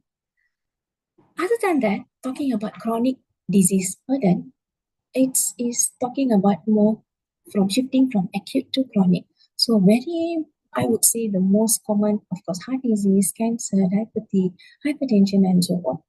These are the leading causes of death, and this is actually increase the nation's healthcare costs in terms of medication, in terms of any care, and so on. And here, the digital tools like wearables, I'm pretty sure you know smartwatch, and AI analytic allow, it can be any tool, it can have any app that allows continuous disease management. And from there, we can take early intervention, we can prevent from any complication, as well as reduce the chances of readmission to hospitals.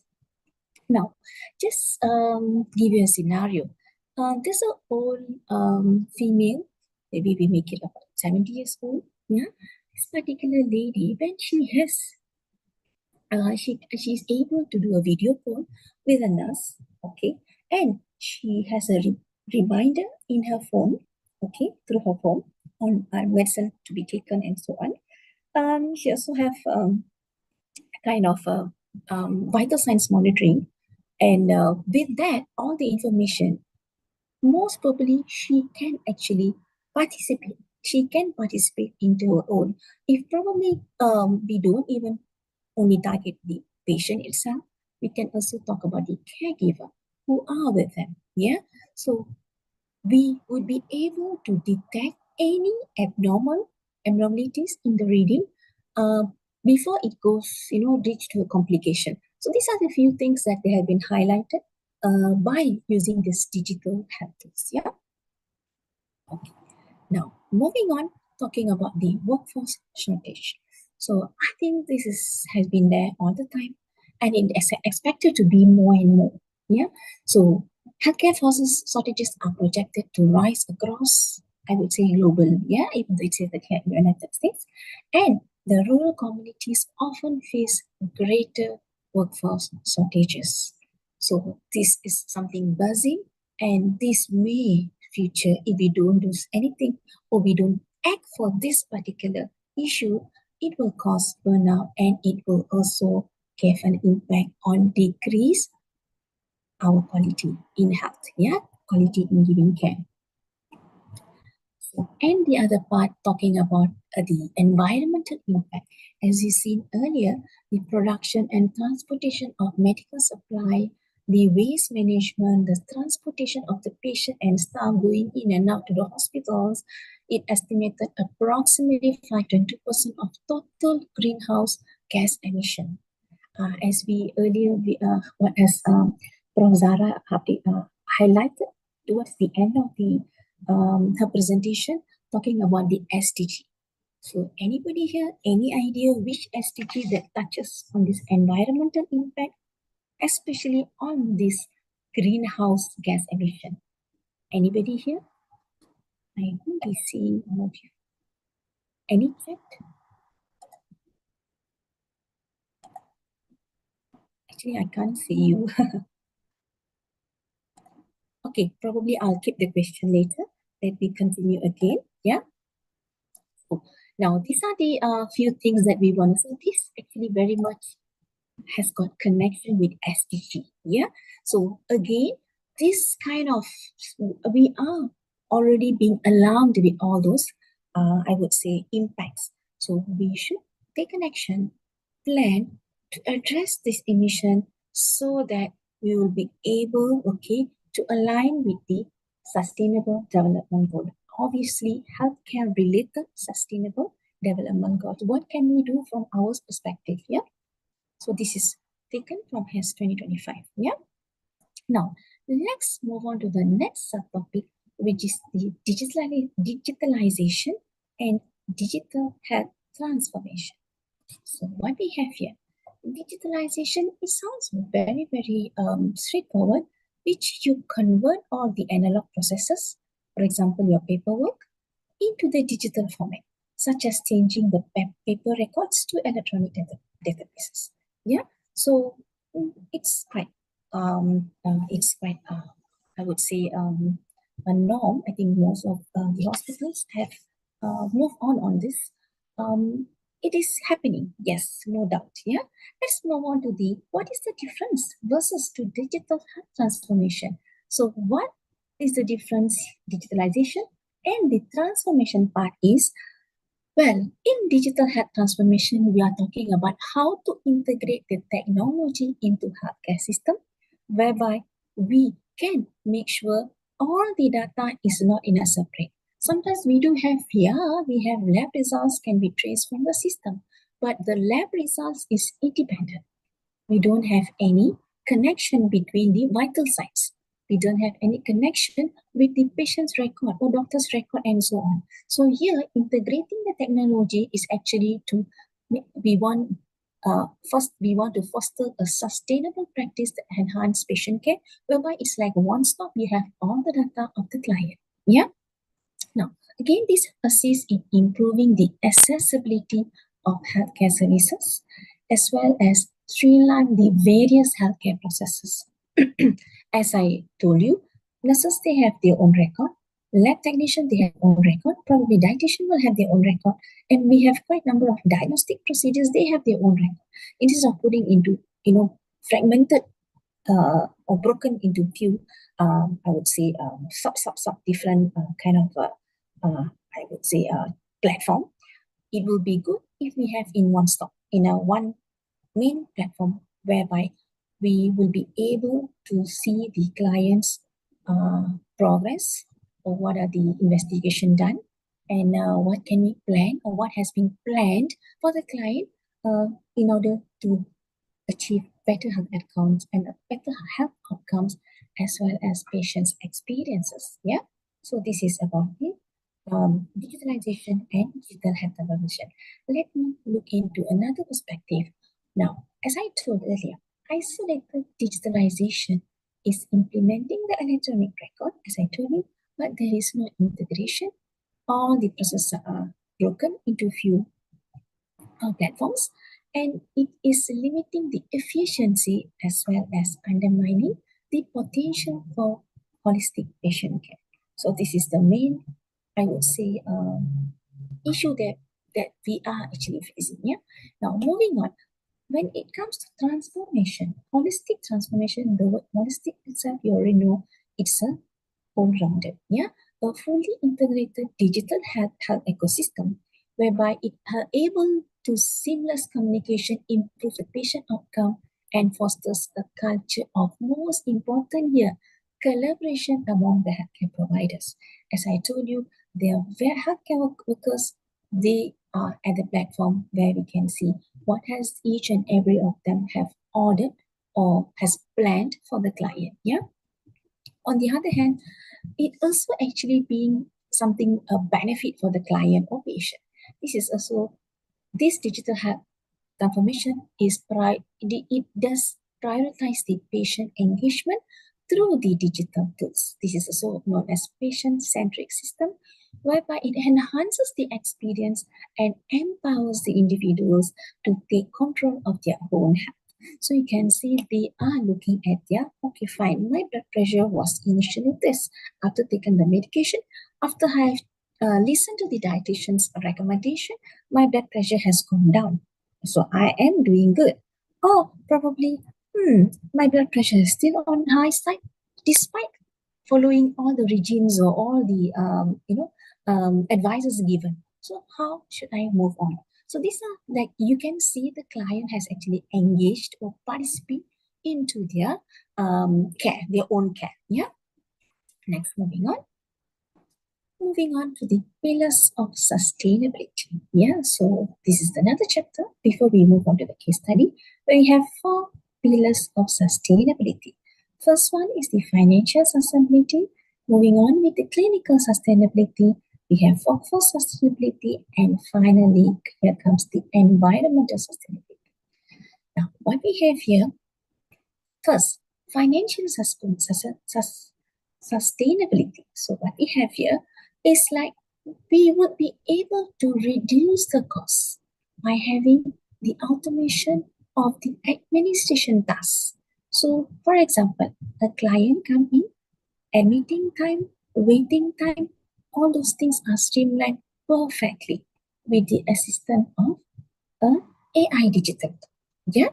So, so as well as it is reducing the operational cost, where you will have the traditional method. Patient come in, giving a receipt, or in other words, giving a number for them, and then you need to hire a manpower over there, and there are many more. Yeah, so that is a cost reduction when we depend on when we start to use this digital tool. Yeah. Now moving on, virtual care decreases infrastructure cost. What does it mean here? Again, it is talking about patient access to healthcare while minimizing the expenses.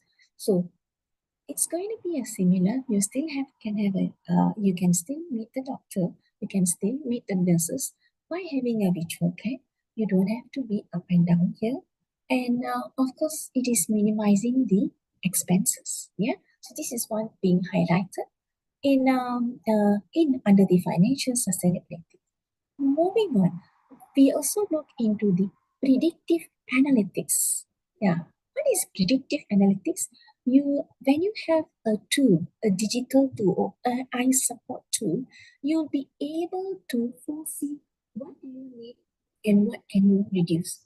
For example, we may have issues like we order over, yeah, and at the end of the day, for example, our CSSD items, medication ordered more, was not used, end up we waste the expired, and it's a waste. Yeah. So these are the few things that actually we can improve with the digital transformation or digital AI tool. Yeah.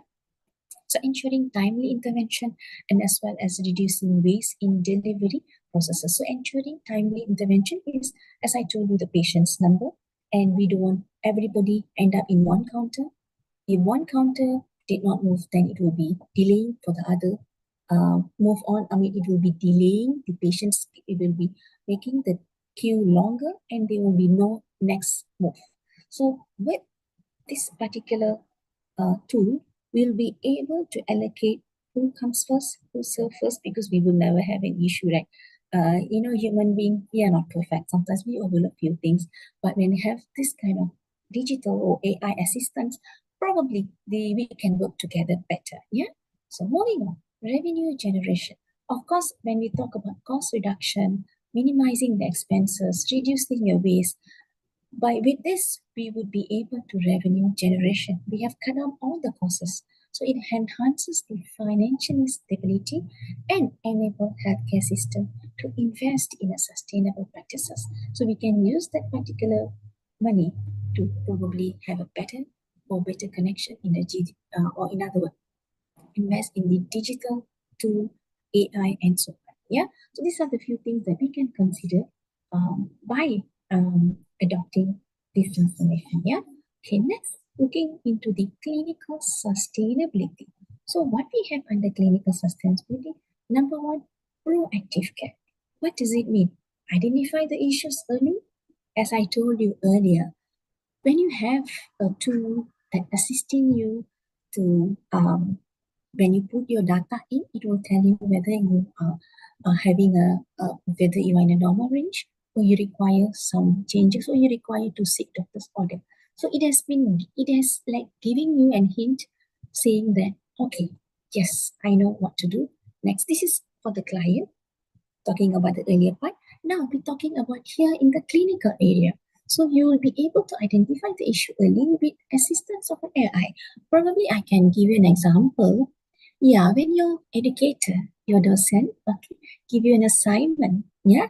So with a certain topic, what will you do? Would you wait for a long Yes. time? Yes. Hello. I heard some voice. Can I share? Can I continue?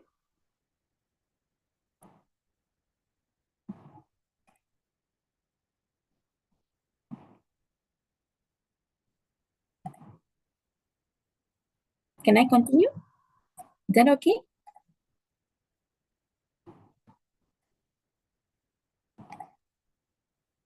Okay, madam, can you continue?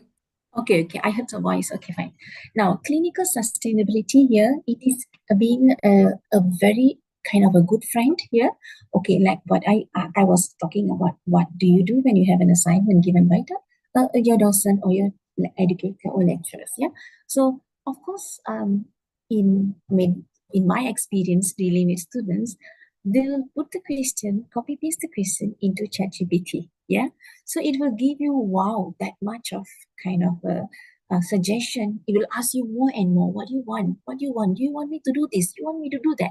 These are the, I would say, platform that we are using it. Are you taking 100% from there? Actually, no, right? You will take what is relevant to you. But similarly, there was an AI digital tool where a clinician or the doctors or nurses probably, we will be able to actually screen the client in advance with the support of the tool. Yeah, it will be more efficient and I would believe it is faster. Yeah, than human beings. So identify health issues early. It tailors the interventions for better outcomes. Yeah, so that is one when it comes to proactive care. Moving on, integrated pathways. It's improved the collaboration again and again, as I mentioned earlier. It improves among the healthcare teams. We are towards focus to one care. Yeah, what is our, I would say, goal in healing or in recovery of the client? So we will be all able to look into the one or work into one direction. Yeah. So that one direction in other one. Yeah. Okay. Next, moving on, we have telehealth services. What does it mean? Consult with the healthcare provider remotely. So this is actually save a lot of time. Yeah, it also reduces the cost for them to travel here and there. And significantly, this is one of the most convenient as well as it gives a satisfaction for the client. Yeah, so that's about telehealth services. Moving on, AI support, as I've earlier mentioned, it reduces the errors in clinical practice by giving you an accurate recommendation. So when we have a tool, digital tool, where all the information is in and it will be giving you an advice or not advice, I would say, a kind of what we have put in an algorithm, algorithm that actually will tell you what is the next step. So for example, patient came with these symptoms and so on, what is the best diagnostic procedure or what is the lab investigation? So for you to confirm, whether the patient is suffering from this particular diagnosis. That is about AI. Now moving on, patient engagement. Empower the individuals. Obviously, patients are so excited. So we have I would say, a tool where with your smartphone, you can start using it and you keep track. So today, I've started my treatment last year and how am I doing today and how do I get better? These are the few things that you can see the patient has the empowerment to actually control on their own health management as well as informed decision, making their own informed decision. Okay, Next, this is just to give you an illustration, okay? And this is talking about one of the reference that taken from Rawat 2025. It is actually given on the how this AI-driven triage system is working in emergency department. So if you see the first part, patient input, data collection. So all the information has been actually into a tool or platform.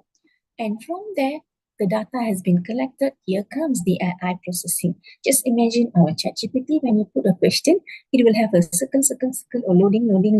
Okay, and then it will come. Okay, this is what you wanted. This is what we have for you. So similarly, we have this processes and it will give you a triage decision.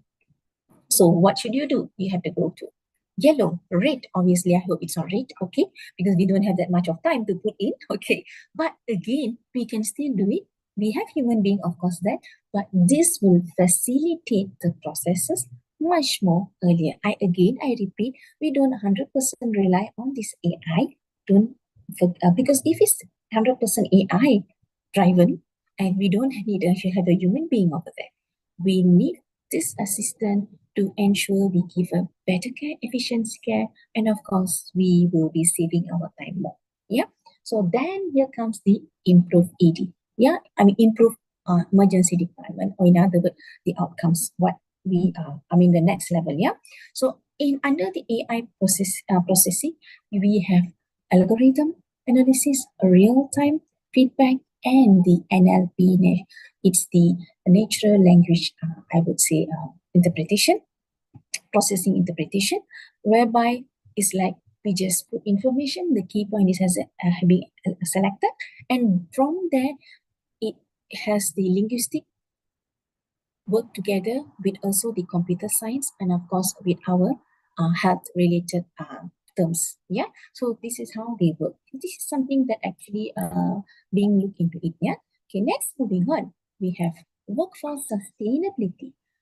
Okay, what we have under workforce, sorry, am I right? Okay, yeah, workforce sustainability. So first, as at the very beginning, we have mentioned about the challenges, the issues. Now here come, by adopting to this transformation, we will be able to reduce the burnout. Yeah, again, we will have more time to care for the patient instead of all the workflows, SOPs, admission, that and this. That is number one. Now, empowering staff, here comes. The staff feel, wow, the skills is developed and they are moving to a better future. Continuous learning opportunities for all the staff, especially when it comes to the digital training platform. So this is again, this is going to be a very good way whereby you are actually going to make the patient care more quality. Of course, patient satisfaction will be as well, will be increased here. Next, we also have data-driven insight. So this equips the healthcare workers with data and as well as actionable information, whereby it is assisting you, as I told earlier, informed decision making, and this will also improve care delivery. So again, you will be able to think of how much of relief we have with adopting towards this digital transformation. Yeah. Okay. We also have additional here, just not additional, I would say continuation. The fourth under the workforce sustainability, the fourth point is telehealth advantages. I think this is something that going to make all of us happy, whereby it promotes flexibility in work schedules, especially here we're talking about work-life balance. I believe Gen Z, most of you should be, I believe in Gen Z, you give really priority to your work-life balance. Yeah, I have few Gen Z students with me. I can feel that. So I think adopting this digital health is going to be in line with your, I would say, perspective, as well as supporting the healthcare system as well. Yeah, and definitely this is going to be giving you a job satisfaction, higher job satisfaction, as well as retention rate. This is very important, yeah, especially among the healthcare. Now, moving on, collaboration tools. What do we have? better collaboration among healthcare teams. If you see, we have actually touched this in the previous, but somehow or other, when it comes to workforce sustainability, it is also under clinical and under workforce. It has got an integration. Yeah. So here, care coordination is much more better, and patient will be happy because everybody speaks the same language. All the healthcare workers is trying to actually target, I would say, or ensure or have their objective towards which particular healing and so on, or in other words, recovery into what. So the patient may come in with few disorders or few symptoms. So let's rectify the first one. So there will be a communication and coordination among the healthcare workers, and which definitely patient feel better. Yeah. Now, and the last one under the workforce sustainability is enhanced support, whereby it provides assistance for the healthcare professionals, drive them into their roles. So when you have someone to support you, yeah, a device or sorry, a platform or digital tool that support you, you find you can do better. You can do, better work, and you save your time, and you can use that energy for something that beneficial. Yeah, especially spending time with the patient. Yeah, okay. Next, moving on. The fourth pillars of sustainability, we have environmental sustainability. So what we have under environmental sustainability, leveraging the digital tools for eco-friendly practices. So again, as you see on the first part on the challenges and issues that we are facing, okay, unsustainability challenges that we have covered in our previous slide, this is going to be a wow. This is going to be one of the solutions whereby with presence of telemedicine, okay, we will be able to reduce the client to travel here and there. Even the staff, you don't have to be here and there, yeah. And e-records minima, and as well as e-records will minimize the paper use.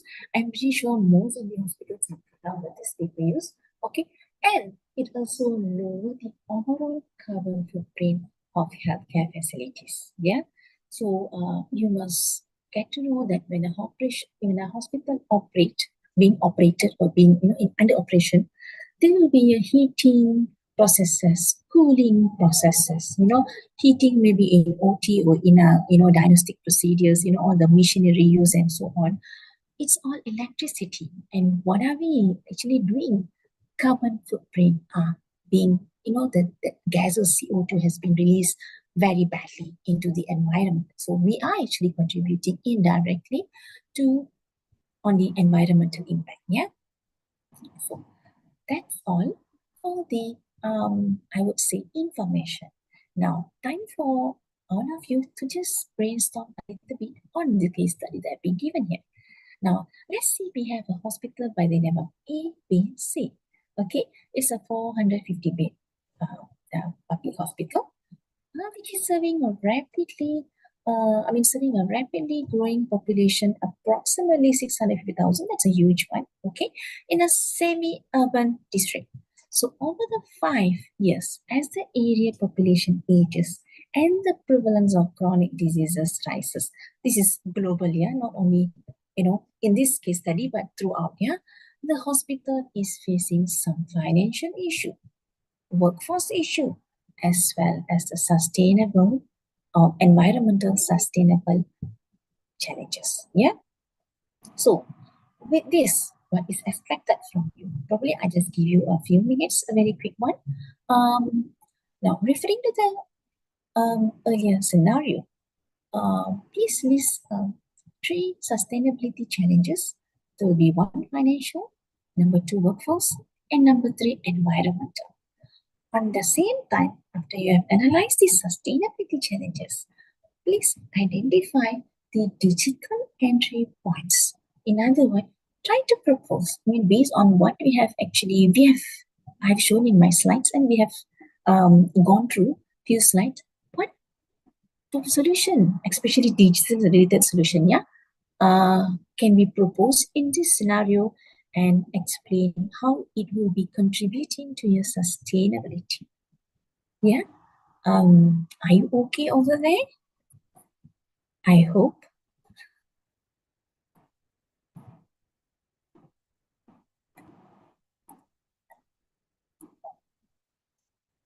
just a brainstorm few minutes, then we can move on to the answers, obviously. Yeah, discussion of answers. Yeah.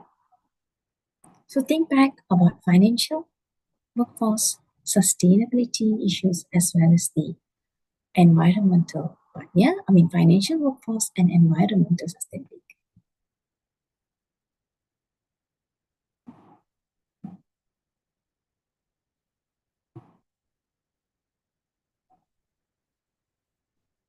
This is case study in case you want to refer back to the case study. It's quite general case study. Yeah.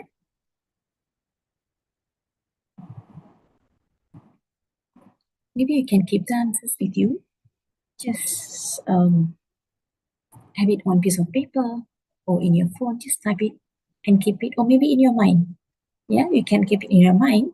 So let's see whether it match with the discussion later on. Yeah.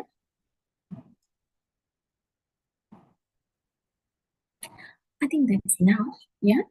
Just give you in some few seconds to just ponder about what we have covered. Okay. Let's look at the discussion part. Yeah. Again, we will actually we will supposed to look into the issues on 3 factors as well as the solutions. Okay, let's see what has been highlighted here. Okay, please check with what you have in your mind as well. Okay, priority risk that we have seen in the scenario is the workforce burnout, obviously, chronic disease admission, as well as the administrative inefficiencies here. So if you see looking into here, I mean, what is the risks we can face? Yeah, I mean, the particular healthcare institution, of course, the public hospital will face. So first, financial issues that we have actually seen increased outpatients visit because of 650,000 of population. Okay, 450 beds. It will be round the clock. Yeah. Avoidable admissions, we can actually look into this better. High operational cost, obviously, and manual administration processes, which is very, very tiring. Yeah, it will delay, or in other words, a less focus in giving a quality healthcare or quality care for the patients. Yeah. Next, looking into the workforce issues. Number 1, burnout. It also caused by the high documentation load, understaffing, as well as patient get pissed off with long waiting times. Yeah. Then moving on, environmental issues, you can see the paper waste, high energy being used, and travel related emissions. Yeah. So these are the few things that we have highlighted in our previous slide. And we're trying to make it into one slide. Yeah. Okay. Some of it. Yeah. Now, what are the proposed digital solutions and its contribution to sustainability? If you see here, EMR, it's electronic medical record system. Yeah, what can we do? With presence of this electronic medical record system, we'll be able to reduce the paperwork, prevent the duplication, okay, of tests. Sometimes we don't know, Dr. A don't know that Dr. B has done, or maybe Dr. A overlooked or missed, probably. And here comes that we don't do, duplication in the test, okay? Improves data accuracy. So these are the few things that we will be able to look into, or we will be reducing the impact, yeah, with presence of digital tool, yeah. Now, telehealth, we can reduce the congestion, traffic jam in hospital. We can reduce the clinic congestion and travel emission. So we are actually giving back to the environment. Environmental impact, we can reduce in a way with this intervention. Yeah. Next, remote monitoring. What does this mean? It supports the chronic disease control and reduce readmission. So as I told you, we will have, they can have telehealth. Other than that, they will have their own digital tool to monitor themselves. And then what else? We have actually also support chronic disease control and reduce admission. And here we will be also other than telehealth, other than taking care of other than telehealth, meeting the doctors or nurses through the online platform, other than checking on their own, maybe diabetic, their glucose monitoring, their blood pressure monitoring, by their own. It also actually, they don't have to come for the medication to the hospital. Yeah. So again, as you know, during the COVID, most of the patients, they get the medication by just using postage. Yeah. So this is actually go back to the telehealth. Travel emission will be reduced. Yeah. They can still comply with the medication with this kind of, I would say, intervention or strategies that we can put for them. Yeah. Next, looking into the AI triage, it improves, as I have showed you earlier, AI triage in the ED. Yeah. Okay. One of the slide. It improves the patient flow and it reduces the staff burden. Yeah, because it is faster. Yeah, AI obviously it works faster, and it's being a very good support for the healthcare workers. And the other part here is the other point here: digital inventory management. It minimizes the waste and ensures the stock accuracy. So I still remember 20 years ago when I was working newly joined in clinical as a staff nurse, 20 plus actually. So please don't count my age, okay? Now, I still remember during my night shift, we have a kind of a paper, a kind of record. So we count how many balance of dressing set is possible dressing set, gauze, and it is seriously manual. At the same time, we also see whether it's expired or not.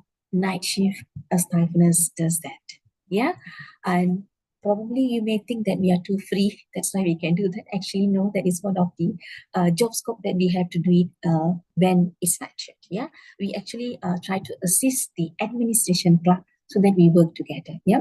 So now it's wow, seriously, we have an inventory management where whenever you take out, it gives you a kind of a hint, okay, you need to top up here and you need to probably the stock is sufficient for this month, you don't have to take more and many more with the expiry date there. Yeah. So this is something that we can actually opt to minimize waste and make sure the stock is sufficient all the time. Yeah. And let's look at the overall, okay, what we have here. So what we have discussed, just put it in a table form. So talking about the digital entry point, telehealth for stable chronic patients. Again, stable chronic patients, yeah. Okay. Again, the target that we achieve or we're going to look into the sustainability is financial and environment. What you expect by having this entry point? Definitely reduce the clinic congestion, cuts the travel emission, and even prevents the avoidable admission. Yeah, we can, by keeping a good track with or having a good repo or having a good kind of a follow-up with them, yeah, by just a telehealth. Okay, next, moving on, EMR, again, electronic medical record and digital documentation. So what are the sustainability target that we can achieve here? Workforce and as well as financial. So what does this mean here? What is the impact here? Obviously, with this presence of digital documentation, we reduce the paperwork time, we minimize the loss of the record, and also we prevent unnecessary duplication of the test. Yeah. So both financial as well as the workforce. Yeah. Next, moving remote monitoring. Example here, glucometer integrated into the app. Yeah. Financial is much more. Sustainability target is more on this financial. So obviously it prevents the complication by having a regular monitoring as well as it reduces the readmission. Yeah. Next, moving on, digital inventory management, environmental factor as well as the financial sustainability target, whereby it reduces the medication waste and also stock out. So we have less impact on those things. Yeah. And the last but not the least, AI assisted triage, workforce. Obviously, this is going to be wow, I believe, improve patient flow and also decrease the blood pressure among the healthcare workers. Yeah. So this is just giving you a hint that I give you an idea. Earlier we talked about separately how it works, and when we combine into a case study. This is how it looks like, yeah? So you can have an integration between one to another. So in conclusion, the most weighted moment here, let's see what we have here. First, we will look into the embracing the change. With this integration, we will look future, sustainable future. Yeah, so let's welcome the digital tools in healthcare. You are all upcoming, I would say, healthcare workers who are going to work with this support, and of course you need to upgrade your skills and development into all those things. So this will actually change.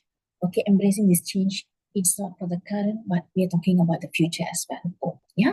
Okay, next, moving on, the collective responsibility. The moment we look into the word collective, it is collaboration. Yeah, collaborative effort from all stakeholders. It's required not only we healthcare workers, yeah, excited want to do things, but we need to have policymakers.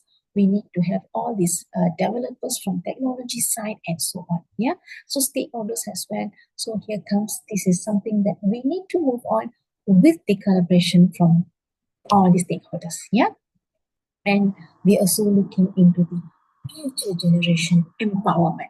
What does it mean? All of you, yeah, educating nursing students about the digital health, lead the charge in creating more efficient, accessible, and sustainable healthcare. So I believe all of you will be open, and we're going to be showing your interest towards moving into the next era. Yeah, and of course, kind of a, I would say, takeaway message.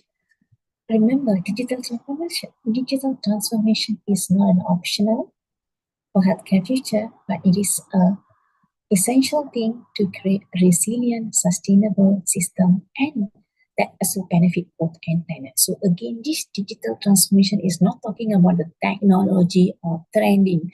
It is people. It is us, yeah, the patients, and we as a healthcare workers. We are the one actually need to look into this. Are we ready for it? Yeah. So how are we going to take strategies to gracefully, or in other words, engage into this digital transformation? Yeah. So thank you so much for listening to my presentation. Now, as usual, I would like to share a link here. I have a link as well as I have a QR code here. I appreciate if you could actually participate in this particular quiz, so that I'll be able to actually look into your understanding.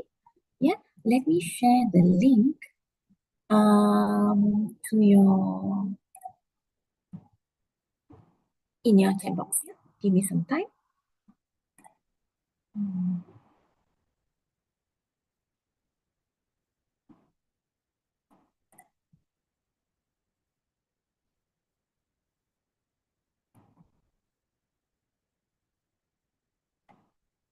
Okay. So anyway, I just hold this first. Okay.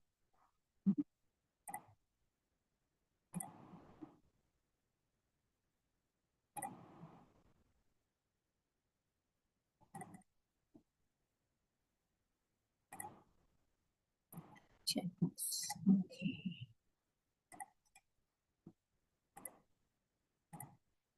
Okay, I'll set the link into the chat box. So let's see how is your understanding about this topic. Yeah.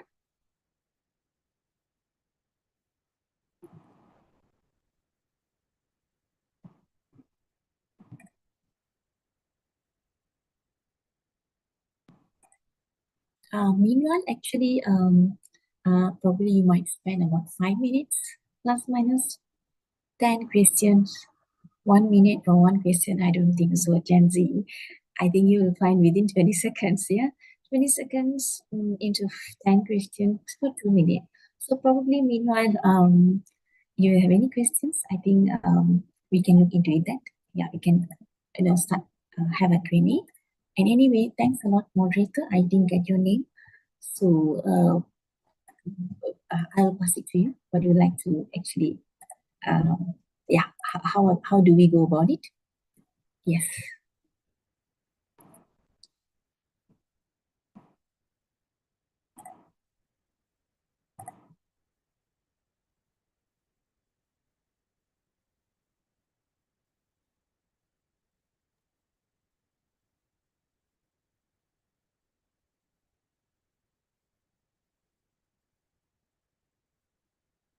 Okay, thank you so much, Ms. Kalarani Chandragwindan, for rich and informative presentation. We will now open the floor for a Q&A session. Participants may submit their questions through the Zoom chat or use the raise hand feature. Each question will be answered directly by the speaker. Let us begin in the first question.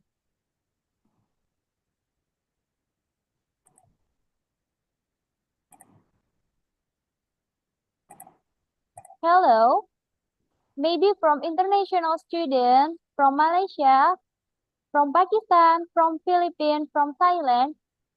You have any questions?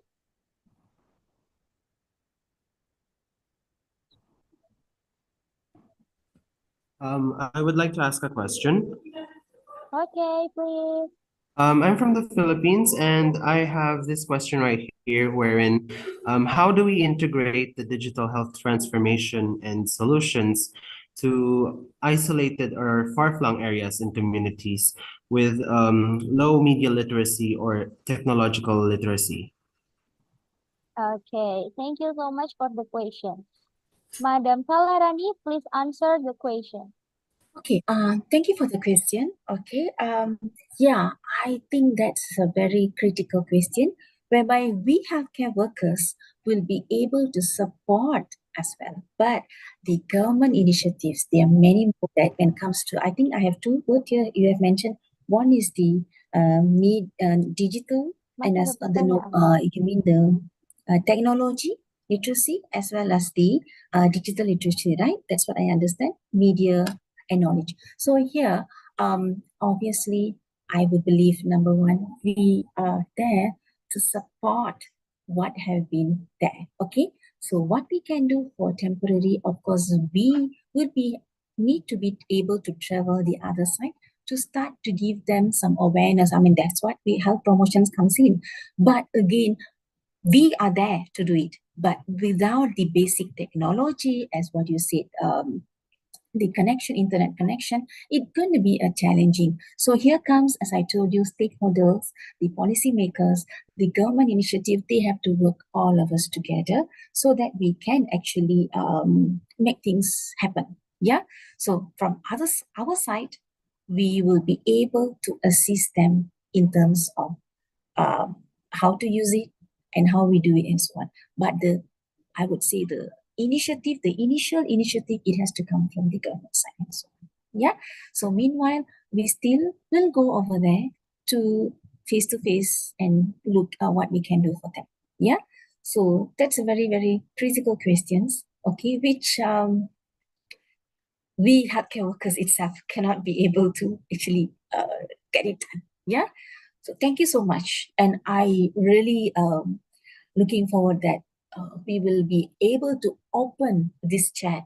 We will be one of the nurses or healthcare workers to be a policymaker. Yeah. Okay. Thank you. Thank you so much, Ms. Kalarani.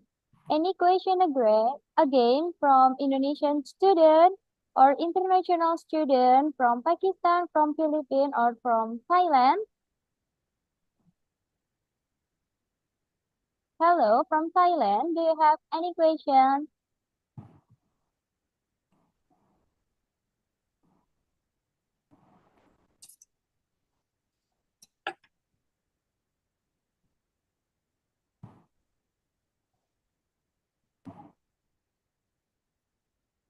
Either you don't get me or it's very clear. It could be either one. Yeah, I think it's enough because Ms. Kalarani, the conclusion is good, it's great. Okay. That concludes our second session is challenge in digitalization. Number 1, finance. Number 2, burnout. Number 3, environment. Digital health may really useful for aging population. Why? Because aging population is now increasingly. Another problem is chronic disease. 4 pillars sustainable need to be addressed properly to follow the era of digitalization. We have to identify the challenge. For sustainably, digital transformation before we take an action. Ms. Kalarani, do you have closing statement for us? Yes. Yes. What nothing much, as I actually concluded in my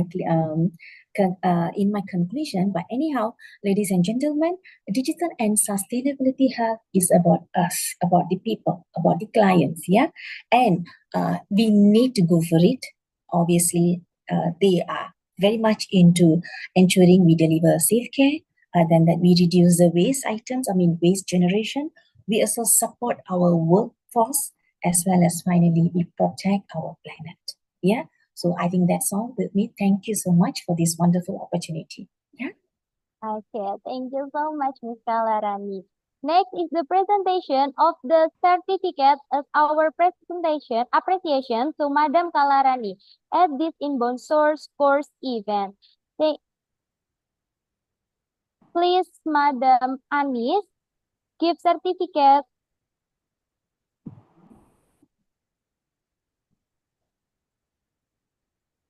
Dapat singkatnya Bu Anisi. Iya. Okay, one more again. Please, Madam Anis, to give certificate for Madam Kalarani.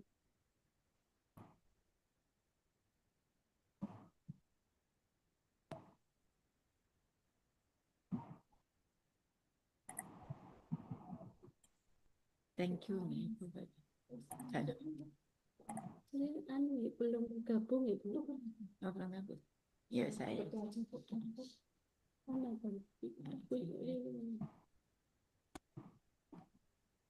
Siapa yang sini? Okay.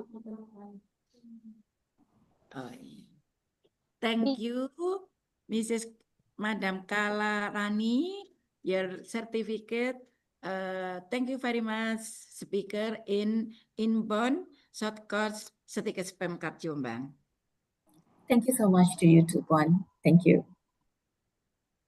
Okay, because Madam Anis not available here, so Miss Ririn, Madam Ririn, to give certificate to you, Miss Kalarani. Thank you.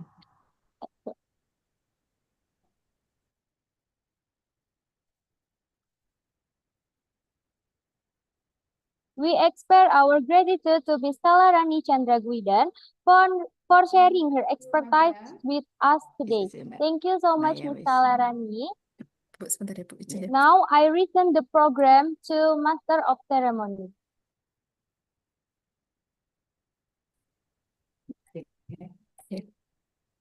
Thank you, Madam Kalarani. Halo, Madam. Madam Yes. Kalarani. Yes. Yes. Yeah. Okay. Thank you for your time. Thank you for your knowledge and experiment. Can you sharing for me?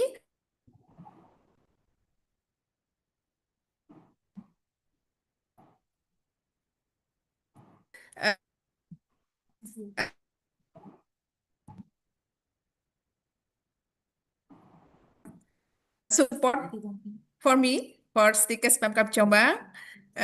Thank you very much. Keep healthy and see you again, Madam. Thank you. Thank you so much.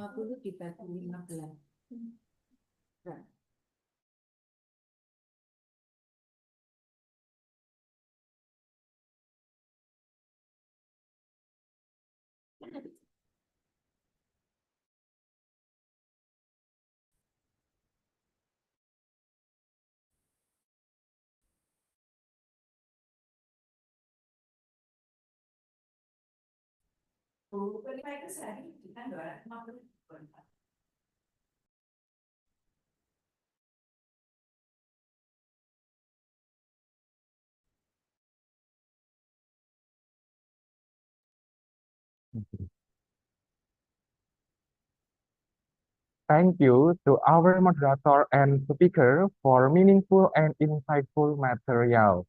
Ladies and gentlemen, this is the end of second session of our online course. We will now take a break for Isoma, lunch, and prayer time.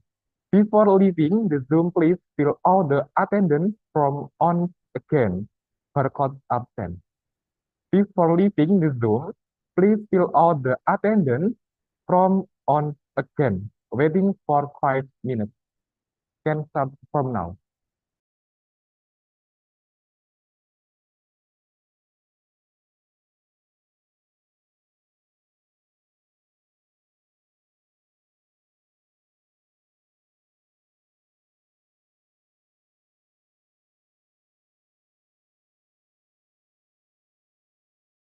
Can start from now.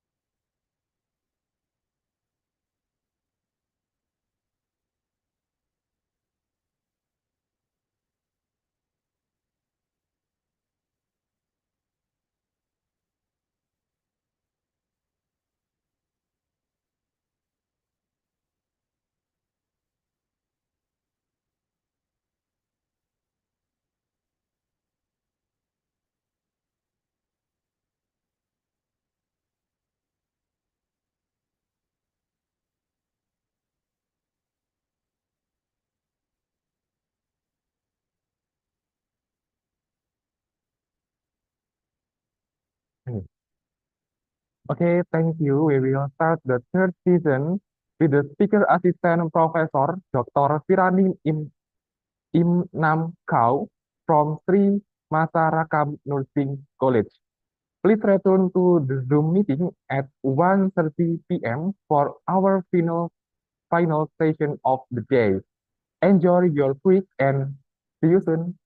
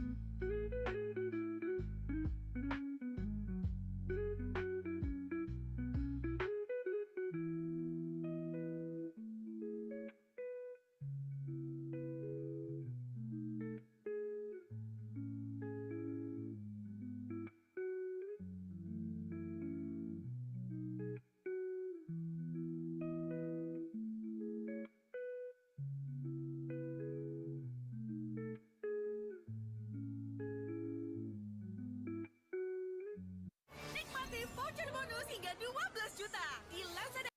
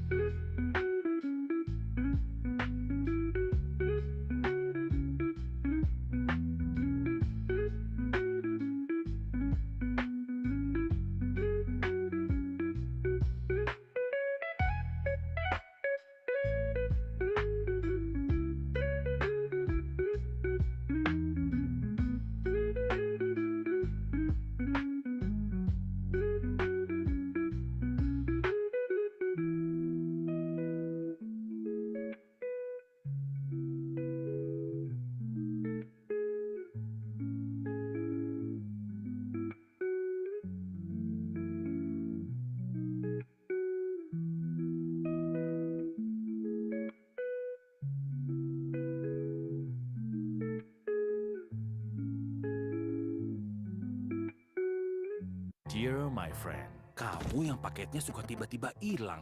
Mapnya sering pindah haluan. Harusnya sih paling konten. Susah buat di-calling.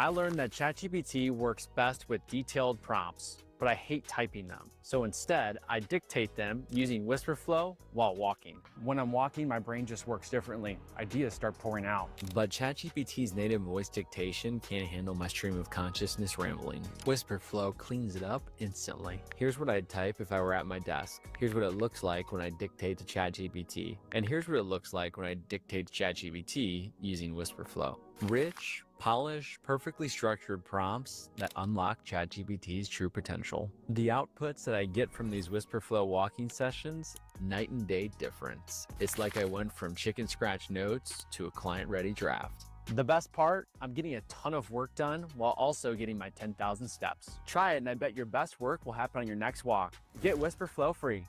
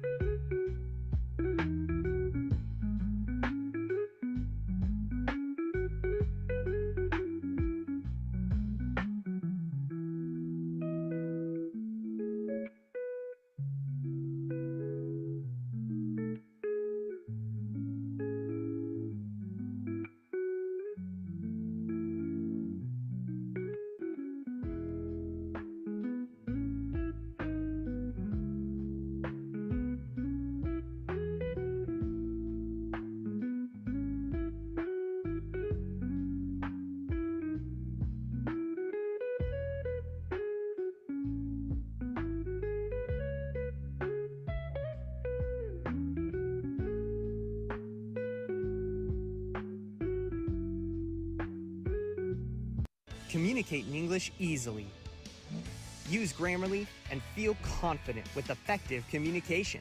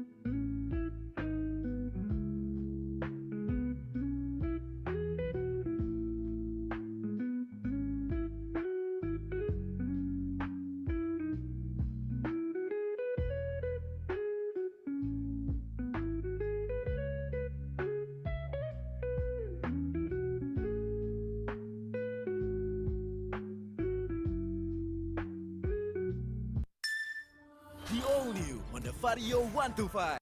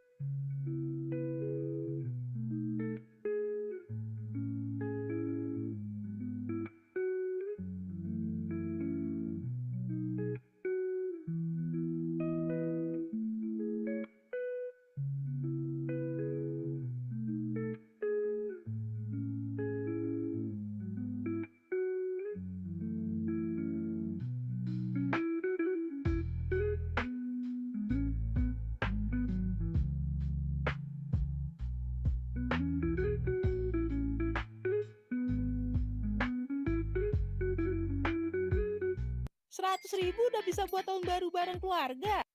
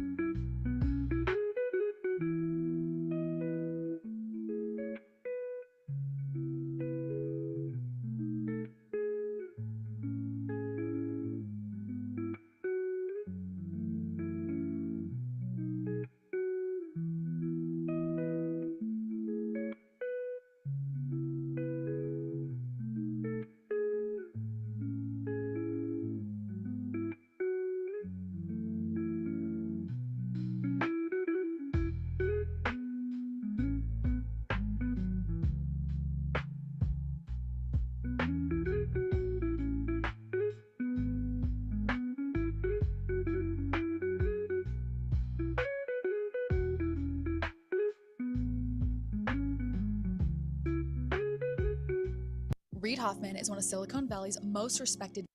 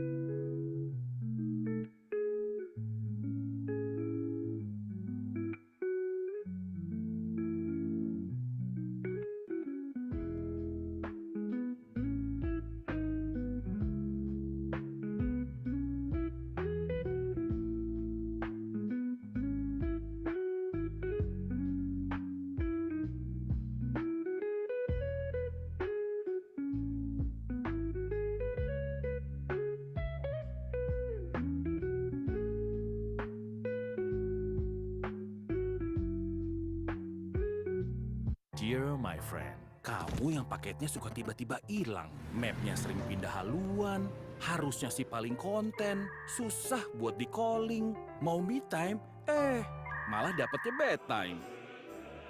Tapi, tenang my friend, Smart Friend hadir dengan jaringan yang semakin luas dan semakin stabil. Kalian bebas khawatir untuk terus terkoneksi dengan aman, kapanpun dan dimanapun. Salam sayang dari kami, Smart Friend.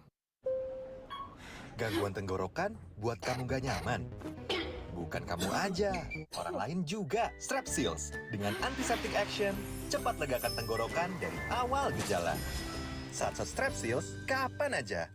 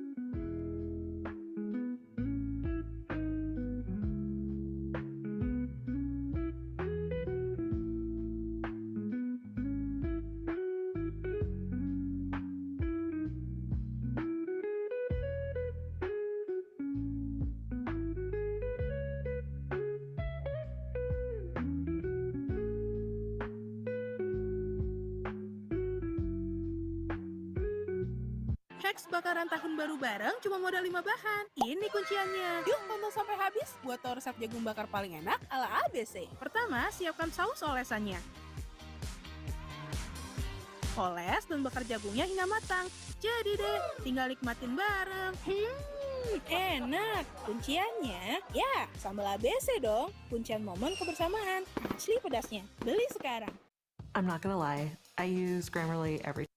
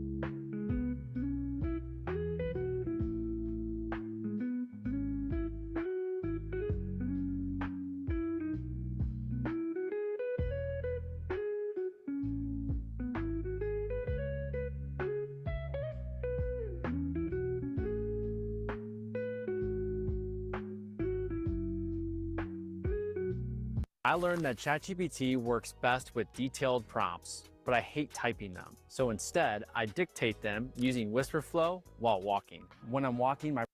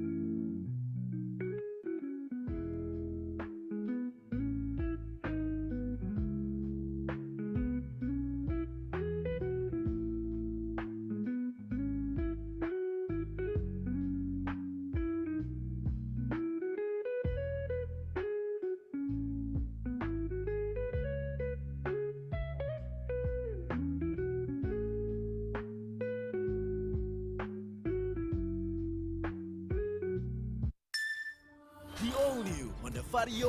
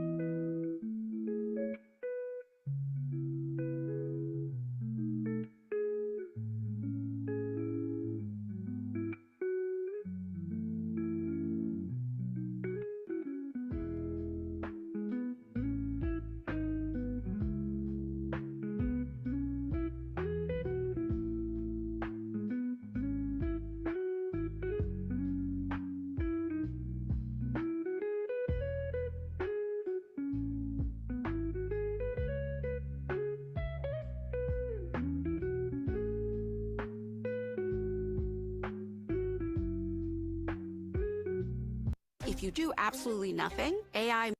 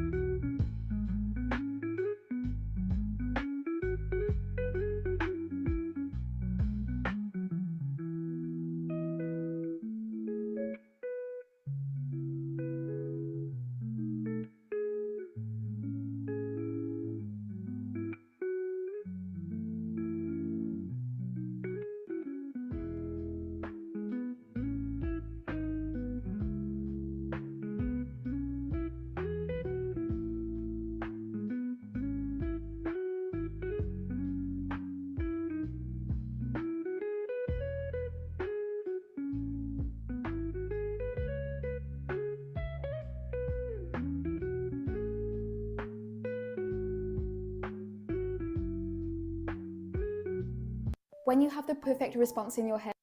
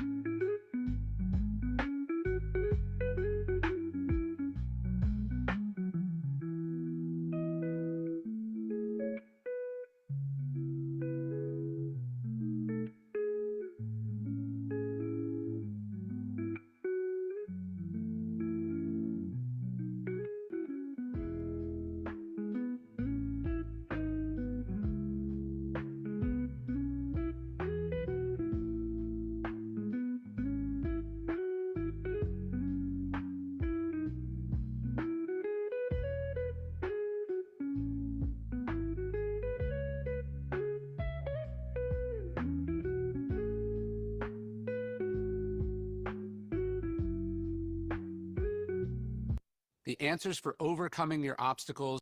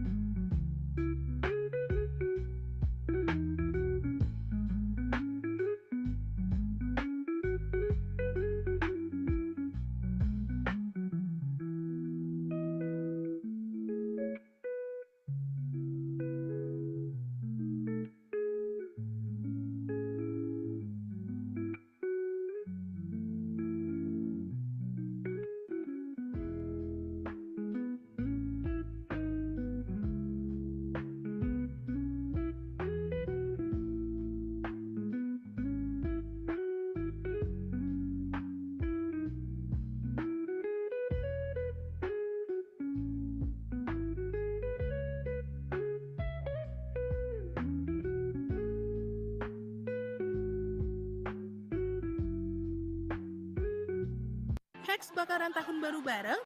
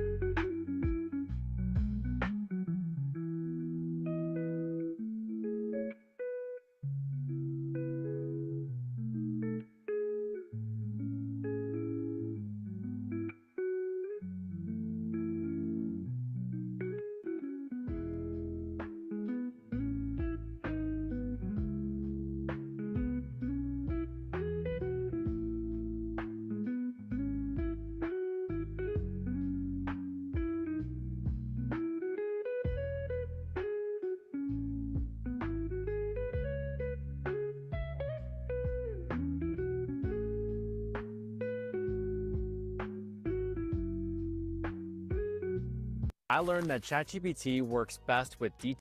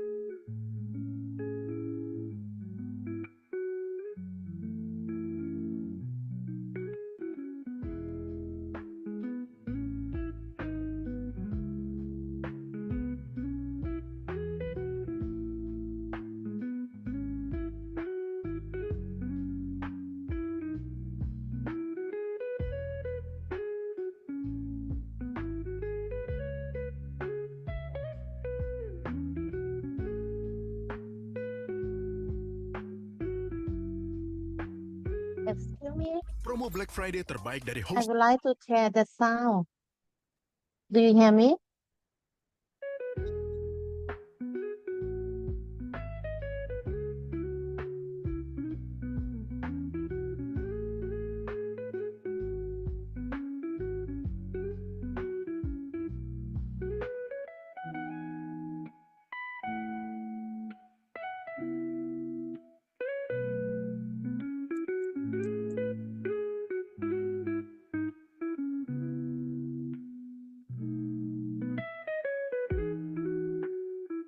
ว่าทีได้ยินเสียงพี่ไหม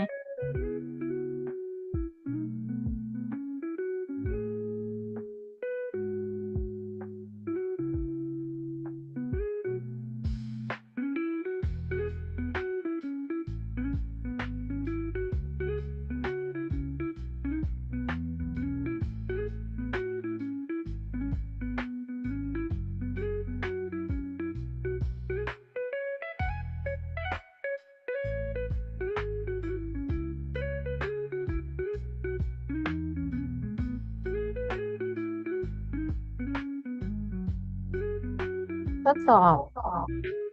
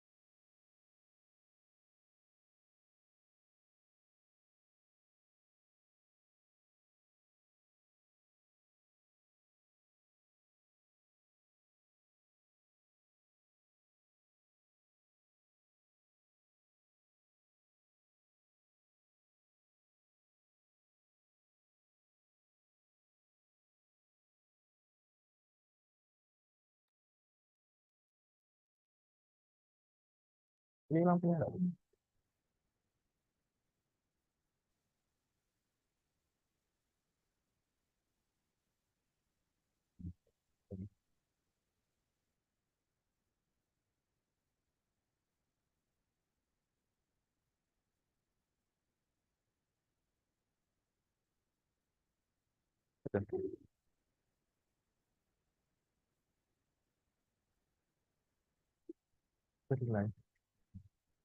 Welcome back, ladies and gentlemen, to the third session. We are joined by our speaker, Assistant Professor Dr. Tirani Imnamkau from T. Mahasarakam Nursing College, Thailand. Welcome, Madam. We are glad to have you with us. Next, I will hand the session over to our moderator, Mayang.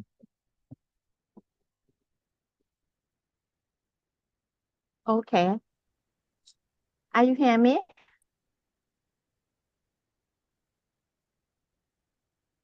Not yet, madam. Wait for our moderator first to opening. Okay. Distinguished guest, Dr. Lilin Hobowati, the chairperson of SPI PEMCAP Jombang, faculty member, and the most importantly, the future healthcare leader of Indonesia and Thailand. Good afternoon. สวัสดีค่ะ Focusing on practical strategies and frameworks for applying sustainable development in the healthcare system. Before we begin with the presentation, allow me to introduce our keynote speaker by reading a brief curriculum thesis. Assistant Professor Dr. Tirani Imnamkau is the Director of Mahasarakam Nursing College, Thailand. He holds a PhD in nursing and has extensive experience in academic leadership, student development, and curriculum design. He has served in various key positions, including the Deputy Director for Student Affairs and Head of several nursing departments. Dr. Tirani has led numerous specialist nursing training programs, particularly in neonatal care, oncology, stroke nursing, and primary care. He has also contributed to the development of nursing practice guidelines and initiatives to pursue public health. He is a highly recognized academic with multiple awards such as Best Oral Presentation, Outstanding Nursing Lecture. He has published many research articles focusing on nursing practice, child health, and community health development. Let us warmly welcome Assistant Professor Dr. Tirani Imnamkau. Doctor, the stage is yours.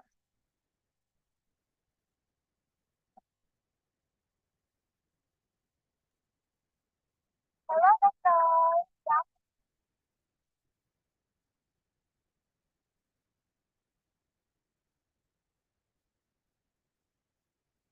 ไมค์ที่มันเหมือนมันไม่เปิดไมค์อ่ะ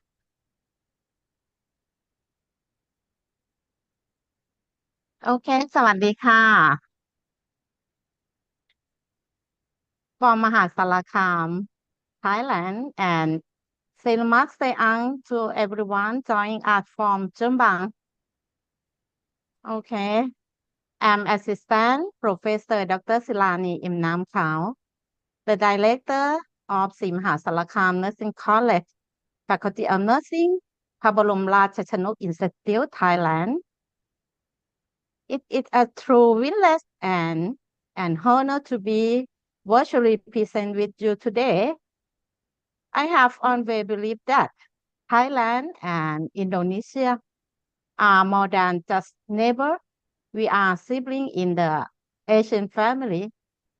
We share similar culture, warm hospitality, and interestingly, we face very similar challenges in our healthcare system, from managing large population to ensuring care reach the most remote island and village. I understand that over the past few days, you have already explored the why and the how of digital transformation. You have learned about the technology and leadership required to start. But today, we are going to answer the most difficult question of all. Now what? One, the excitement of a new effort, and one, the pilot funding runs out. How do we keep the system alive? How do we ensure that the technology we build today actually serve the patient of tomorrow? In this section, I will share the journey from Thailand and our success and even our mistake, so that we can learn together how to build a sustainable roadmap. Thank you for having me. I am very excited to share with you. Let's get started. Okay. In the title, the Now What? Building a Sustainable Roadmap. The objective to synthesize learning into an actionable plan. Now we ask the most important in the question, now what? How do we turn a digital pilot project into a sustainable roadmap that serves the people for years to come? Ladies and gentlemen, now that we have explored the insight and the lesson from our digital transformation journey, the question is, now what? This roadmap is designed to help us move from reflection to action. Having set our objective, the next step is defining the metric that will tell us if we truly succeed. The first, I would like to share the measuring success. We must define that success look like. This begins with the identifying clear and relevant key performance indicator or KPI that's aligned with our strategic goal and allow us to measure impact meaningfully. Without this metric, we risk moving forward without director. The second, from pilot to scale. Next, we focus on scaling. Many organizations successfully pilot digital innovation, but struggle to expand them organization-wide. This step emphasizes the strategy need to replicate success at scale, ensuring consistency, stakeholder buy-in, and operational readiness. And the third, the further-proof health system. In this phase, we look ahead. How do we build a health system that resilient, adaptive, and prepare for further sharing? The answer lies in the predictive analytics, personalized medicine, and robust infrastructure that can withstand the next pandemic or systematic disruption. And the final step, I understand that in this training program, there is a workshop titled My Organization First 90 Days. To conclude, we bring it on together in a hand-on workshop. Its participants will outline a high-level action plan for a single digital transformation initiative. This includes defining a sustainability goal, identifying key stakeholders, selecting the necessary technology, and choosing one primary metric to track success over the first 90 days.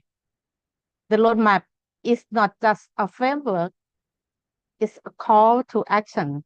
By following these steps, we can ensure that our digital transformation efforts are not only innovative, but also sustainable, scalability, and further reader.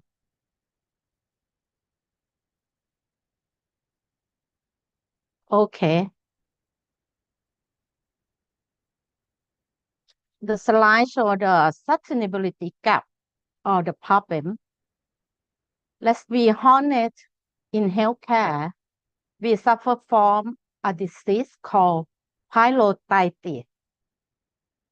In medical terminology, whenever you see the suffix titis, ITIS, it's also referred to inflammation. For example, ascites means inflammation of the joints, and hepatitis means inflammation of the liver. In the same way, when students encounter a term like pylotitis, they immediately recognize it as describe a condition involving inflammation because the suffix itself consistency signal this meaning.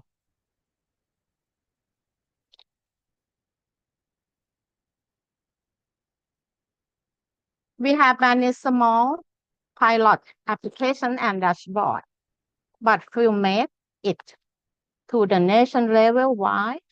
Because we focus on the technology, not the roadmap. A sustainable roadmap requires us to think about three things. The first on real message. The second, scalability and resilience.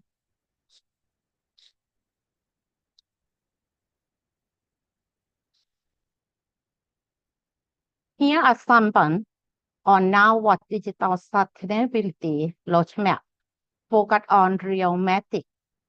I would like to share example from the public health context in Thailand and Indonesia.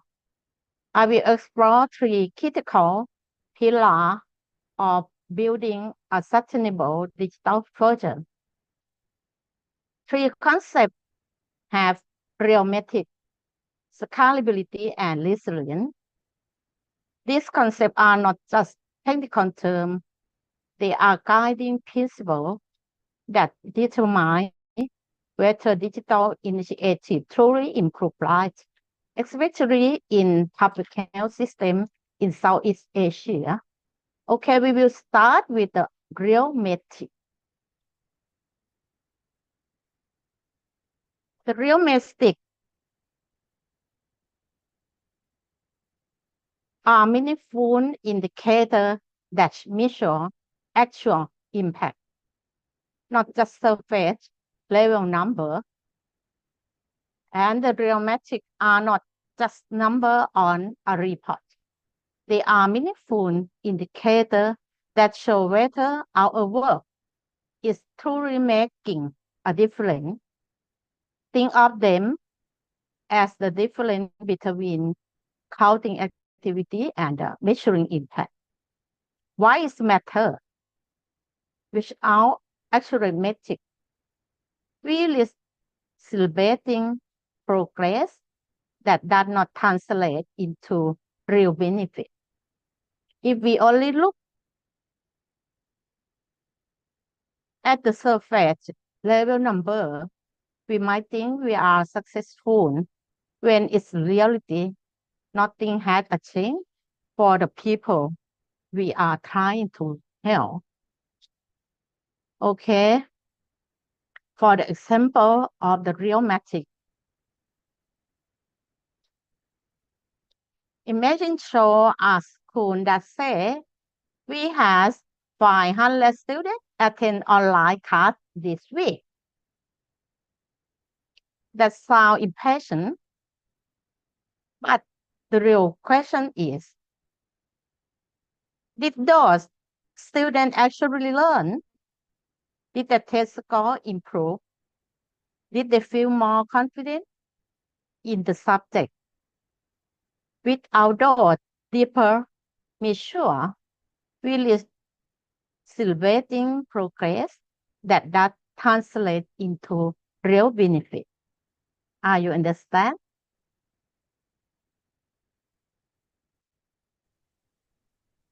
Okay.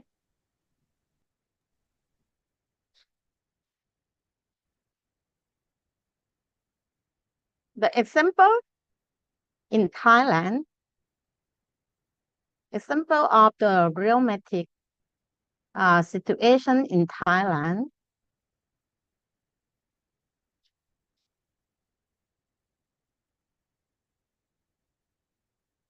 The picture show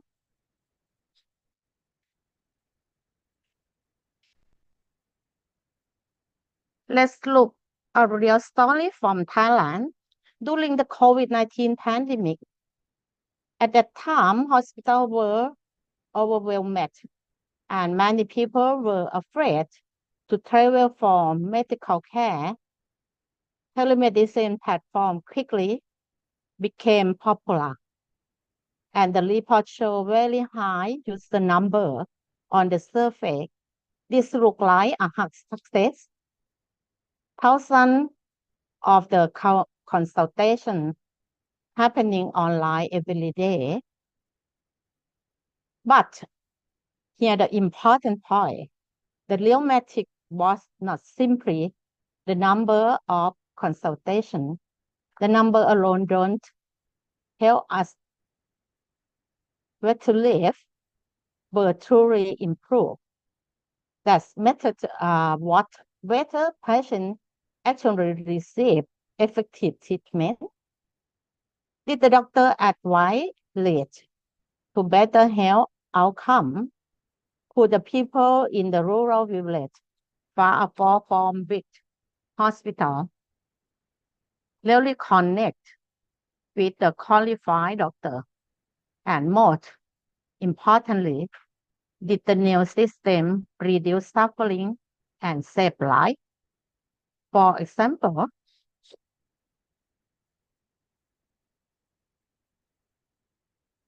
the slide show the real message, the real impact, access, equality, and the health improvement.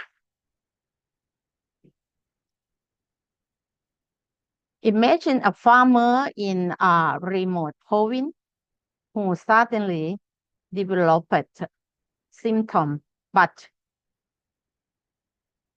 couldn't travel to the city. Through telemedicine, he was able to speak with a doctor, get a prescription, and continue working while recovering safety at home. That's impact. That's a real metric. So, while the headline celebrates millions of consultations, the deeper story was about access, equality, and health improvement. This shows us that in digital health and in any innovation, we must look beyond surface level number and ask, are we truly making people right better? So, therefore, performance indicator should not be limited to the number or quantitative measure. They must also reflect quality, efficiency, and effectiveness. Only then can evaluation truly capture the real impact of the service and ensure continuity and sustainability.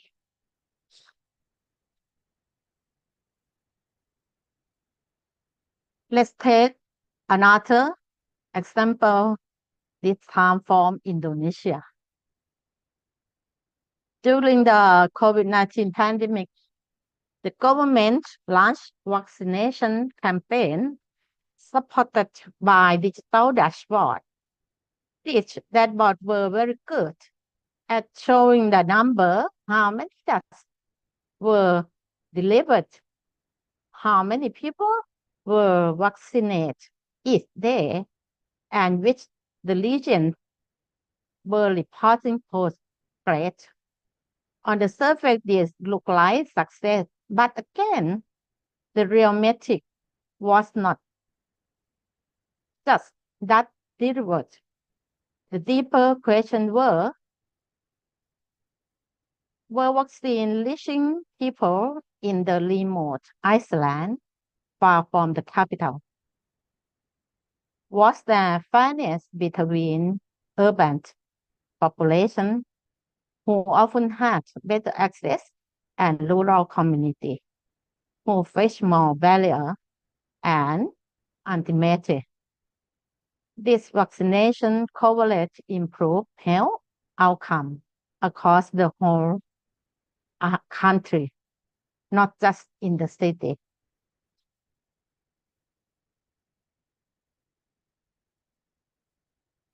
The story of the Imagine Two family,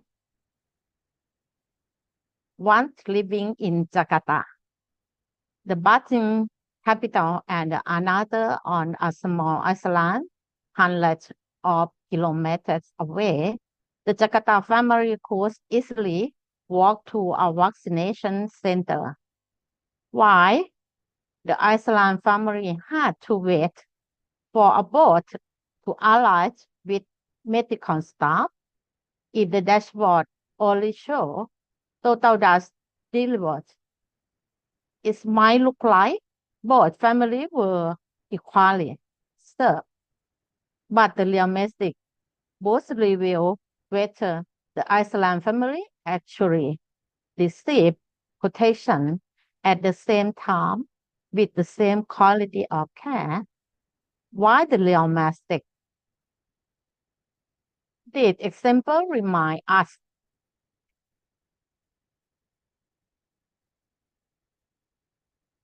that real metrics are about equality and impact, not just activity. Numbers are easy to count, but they don't always tell us with a truly matter for people's health and well-being. It's like counting how many meals a charity distributes. The survey number might be 10,000 meals, but the real metric is, did those meals reach the hungry family? Did they provide enough nutrition? Did they reduce malnutrition rate?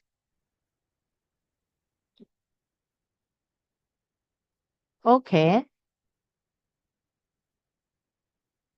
The real message reminds us to ask, are we measuring what truly matters to the people's health and well-being, or just what is easy to count? Okay, the first one, I think the real metric is define important to quality of the service, nursing service.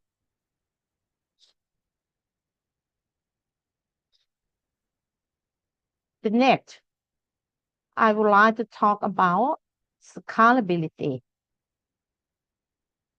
Scalability means ability of a digital solution to grow from a pilot project to the nationwide or even regional system without losing effectiveness. Why it matters? A solution that works only in one hospital or one city is not sustainable if it cannot expand.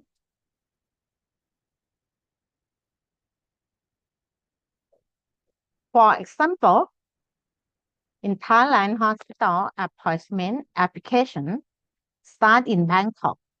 Bangkok is a capital city of Thailand, but the later expand to provincial hospital. The terrain was adapting to different infrastructure and the patient needs. Scalability asks us, can this innovation move beyond a single success story and become a system-wide solution?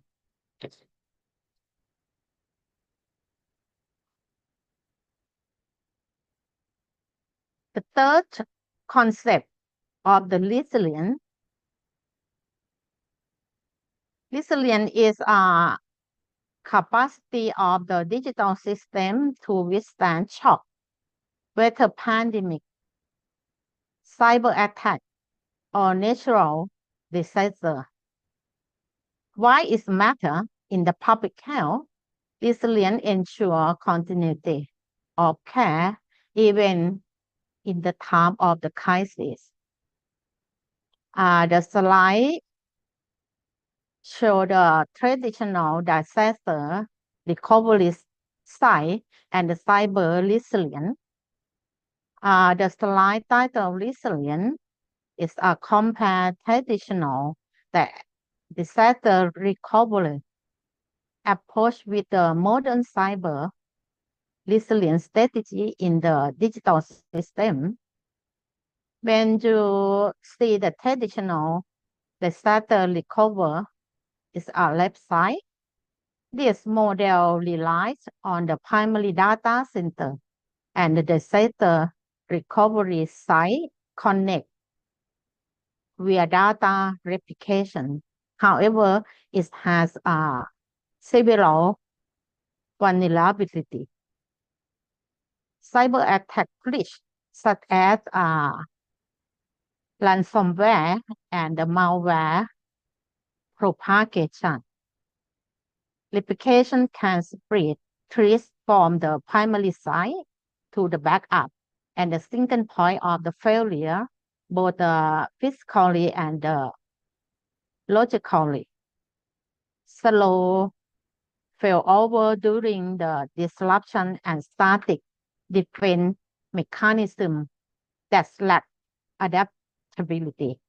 But in the light side, the cyber resilience, this modern approach focuses on the adaptive distributed system designed to withstand shock like cyber attack, pandemic, and a natural disaster.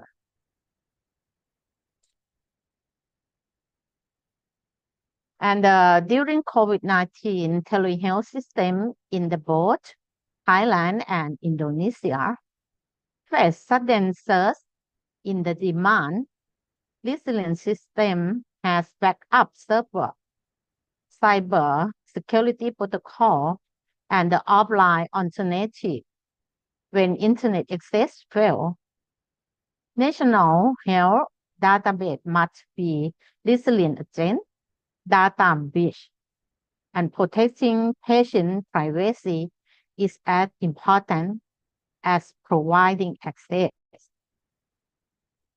To summarize, the Realmatic ensure we measure through impact and scalability, ensure solution can grow beyond pilot, and resilient ensure systems survive crisis. And together, these three pillars form the backbone of a digital sustainability roadmap. As a further leader and a professional in the Thailand and Indonesia, your challenge is to design digital health systems that are measurable, scalable, and resilient, and systems that not only survive but thrive into the face of change. The resilience for us to prepare for the unexpected. A sustainable roadmap is not only about growth, but also about survival under pressure.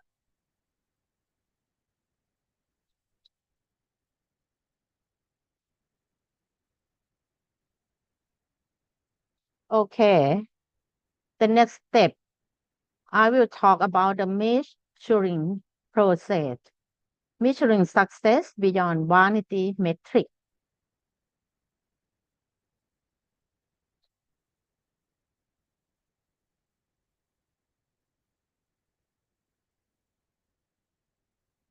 The slide highlights the postures of the sustainability, emphasizing the importance of the planning, evaluation, and the modeling.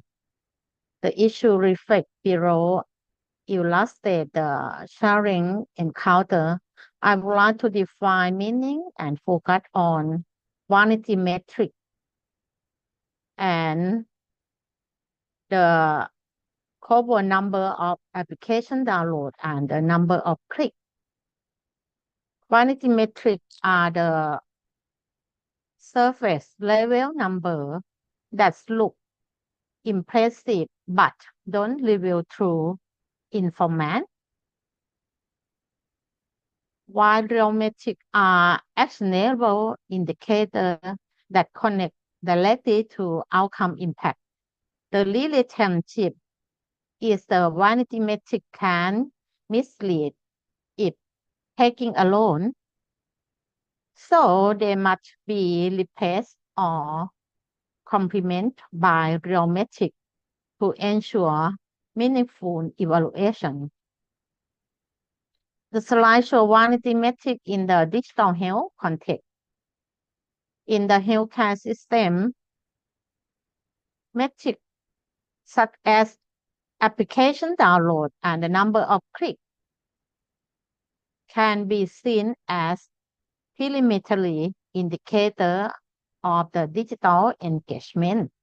While they do not directly measure health outcome, they provide valuable insight into the reach, accessibility, and initial adoption of the digital health solution.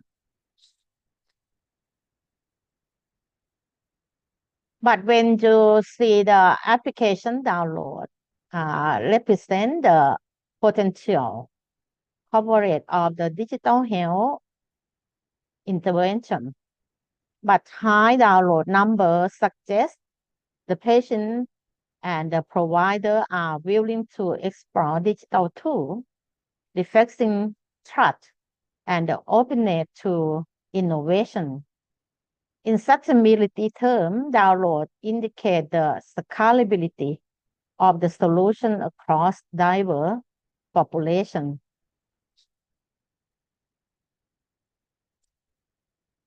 When we see the number of clicks is application download. The number of clicks serve as a proxy for user interaction and curiosity. Clicks on health-related content, appointment booking, or telemedicine service highlight the level of the digital literacy and the readiness within the population. When linked to meaningful action, scheduling a consultation, accessing health record, a click evolve from vanity metric into the functional indicator of the engagement.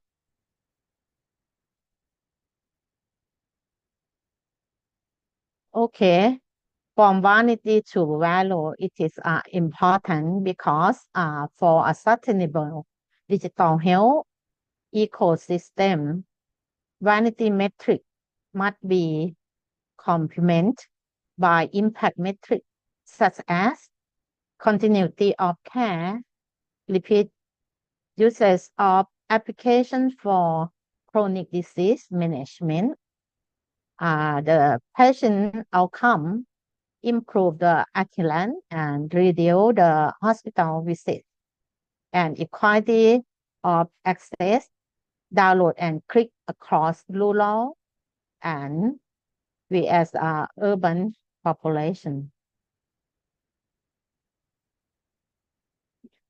Strategic role in the roadmap. The picture show download and the click demonstrate the entry point of the digital health adoption.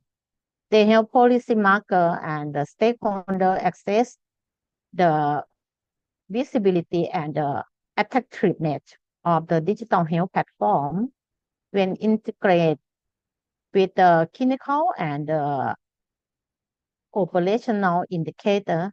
They form part of a holistic measurement framework for digital health sustainability. Impact was cost saved per case and reduction in patient waiting time or the patient satisfaction score.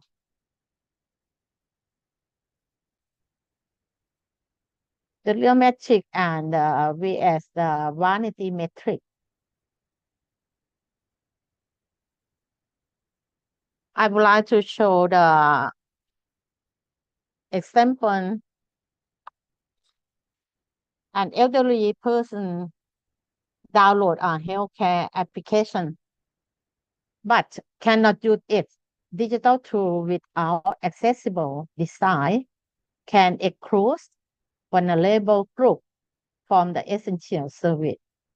It is a cartoon and simple to illustration. Highlight of that digital sustainability is not only about technology, but also about inclusivity.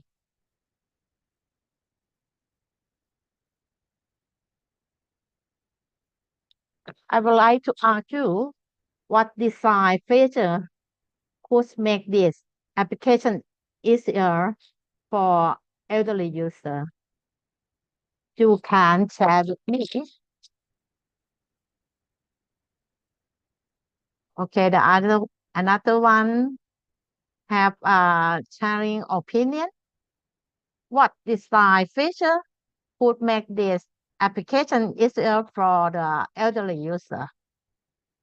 Okay. I would like to invite you to share with me.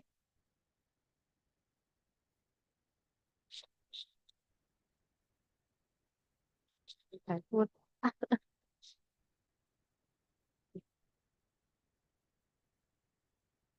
เขาได้ยินเสียงพี่ไหมนี่พี่ปิดไมค์มั้งฮะ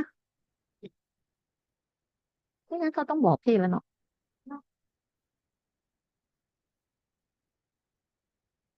ไม่มีใคร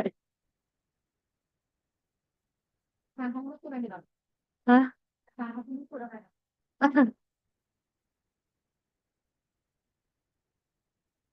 ว่าพี่ได้ยินเสียงพี่อยู่ใช่ไหม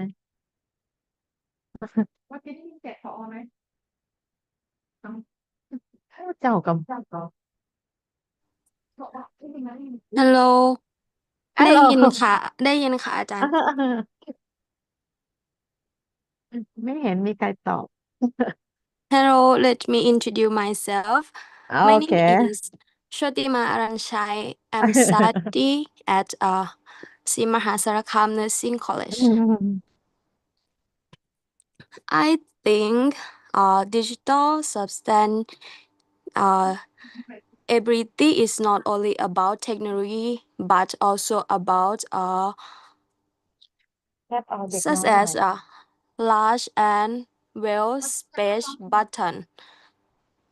And I think voice command and step-by-step guidance, onboarding, and high contrast mode. I think it. Okay, thank you very Thank much. you. The student from SMNC from Simaha Sarakham to join with me. Okay, another one.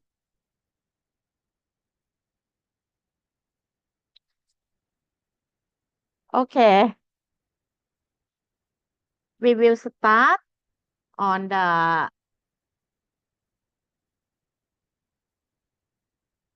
that is a vanity metric. A user might download your hospital application but never use it.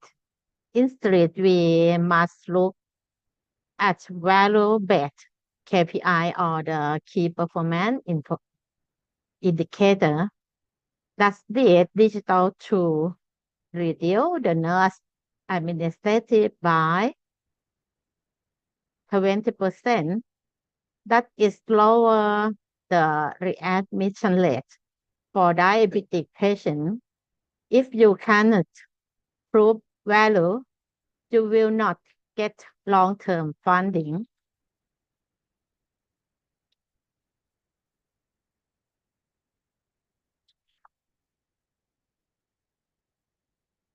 Let me share an example from the Thailand again. We have a massive challenge with the NCD, non-common disease like diabetes and hypertension. We don't just count how many computers our hospital. The Thai Ministry of Public Health use a Central Health Data Center or HDC. Our KPI is not digital adoption, but control hepatitis B1 A1C level. We track real-time data from thousands of the subscript hospitals to see which area are succeeding in the controlling blood sugar. Digital is the tool, but a better health is the metric. Okay, I have a example from the university at Bharom Ratchanani College of Nursing under Bharom Ratchanani Institute. We have established a strong network of the 30 nursing colleges across Thailand, guided by our vision to become a world-class university for primary care. We have adopted the Bharom Ratchanani Institute or PBRI model as a framework for promoting health and preventing the chronic disease such as diabetes and hypertension. At the primary care level, we integrate innovative tools like the second color traffic ping pong. In Thailand, just call ping pong 7 ping pong จราจร7 สี It is a system to support the screening and the risk stratification that approach allow us to monitor and prevent the onset of disease in the systematic and accessible way. Furthermore, we are advancing toward the design of the self-screening digital program, empowering individuals to access their own health status conveniently and accurately. The digital innovation not only strengthens preventive care, but also aligns with our roadmap for sustainable digital health, ensuring the community across Thailand benefit from the stable, scalable, and further reader healthcare solution. The concept of the light traffic ping pong 7 color is an innovative tool for screening and assessing the severity of the care condition, particularly non-communicable disease or NCD, because in Thailand have many the hypertension and diabetes. The Bharom Ratchanani Institute has adopted this approach as a part of the PBRI model to stay with the health promotion and encourage behavioral change among community, such as the student nurse have activity to protect the obesity. This idea was initiated by Professor Dr. Vichai Tiantavorn, the president of the Pabarom Lachanuk Institute, who designed a color code system to symbolize different levels of the health risk and the disease severity. They use the color, make it simple and memorable for the public to understand their health status. The 7 color light traffic ping pong, the classification as color white is mean, normal, and healthy. The light greens at least cook, and the dark green level 0, the patient with the animal severity, and the yellow level 1, mild severity, and the orange level 2, moderate severity. The last color is level 3, severe condition, and the black patient with the complication. By applying this model, community can easily recognize their health risk, engage in the preventive measure, and participate in the sustainable health program. Is represent practical and culturally adopt innovation that support Thailand vision of the becoming a world-class university for primary care. And the next slide, I would like to start the pilot 2 from the pilot to scale and the scaling challenge. The stage 1, the local hospital and foundation digitalization.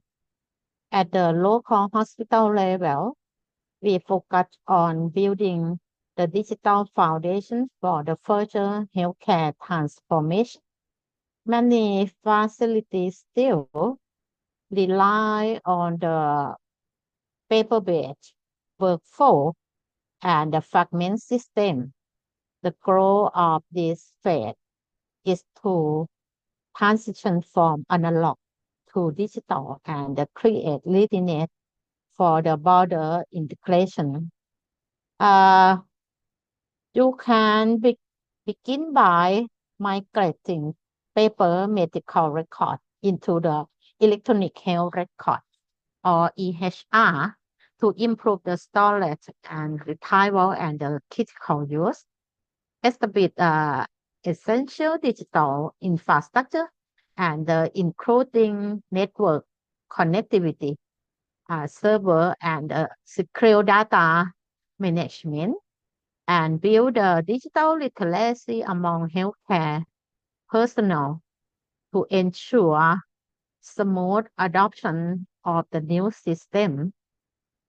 This stage represents the fundamental groundwork that enable really every health facility to participate in the sustainable digital health ecosystem. And the stage 2, the second is a provincial network, the regional integration and interoperability. One individual hospital have basic digital system in place. The next step is a connect data across the province to the support, coordinate care and efficient patient to referral and develop provincial health data hub such as the HDC in Thailand and to collect and manage data from the multiple facility. Standardized data format to promote seamless interoperability and reduce inconsistency or duplicate the information. Use aggregate regional data to improve the resource allocate. For example, distribution-based equipment and the workforce across provincial facility. I would like to say this phase serve as the integrate layer, allowing the health information to move smoothly within the region for the better critical and operational outcome. And the third step is a national platform, unified ecosystem and intelligence. The final step is building a unified, intelligent national health platform that enable the vision of the one patient, one record. Citizens have a single, complete, and portable health record accessible anywhere in the country. Establish a centralized National Health Perform Exchange or HIE to enable secure and standardized data exchange nationwide and leverage big data analytics and AI to support strategic policymaking in disease, the surveillance and preventive healthcare. Empower the citizen through national digital health application that provide access to their own health data, improving the convenience and the transparency and the self-care. At this stage, the country achieved fully integrated digital health ecosystem powered by data, intelligence, and the long-term sustainability. The key point of the interoperability. Okay, the second exchange in the scaling moving from the one hospital to the 100 hospital is difficult, but the biggest barrier is usually interoperability. If hospital A speak language X and the hospital B speak language Y, scaling is impossible. You need a common language and standardized data. Okay. I would like to share in Thailand case study. Thailand have more prom. More is mean the daughter. More prom. Prom is mean in Thai. Prom is lady, very ladynet. More prom is an application launched by the Ministry of Public Health Thailand to allow the resident to access vaccination service, including vaccine reservation and tracking, as well as update information on COVID-19. It also includes a feature that enable post-vaccination monitoring to check for side effects. And the people as register and could get their job at any hospital. They already have a record of the having been treated or many hospitals with social security contact. Application for making vaccine reservation as the first priority. Prioritized group includes the elderly age over 60, the patient with the 7 underlying disease, including the chronic respiratory disease, such as the chronic obstructive pulmonary disease or COPD, and uncontrolled asthma, cardiovascular disease, and the chronic kidney disease, such as the end-stage renal disease, and the neurovascular disease, such as the stroke, and the cancer, and diabetes, and the last group is obesity. Initially, it was just for vaccine tracking. That's what the pilot. Now what? We did stop there. We scale it into the national digital health platform. Today is connect with the HealthLink system. This allows Thai citizens to go to any participating hospital under the 30 baht plus scheme. 30 baht, 30 baht in Thai baht is approximate equal to 0.6 British pound, and the doctor can pull up their history instant using the ID card.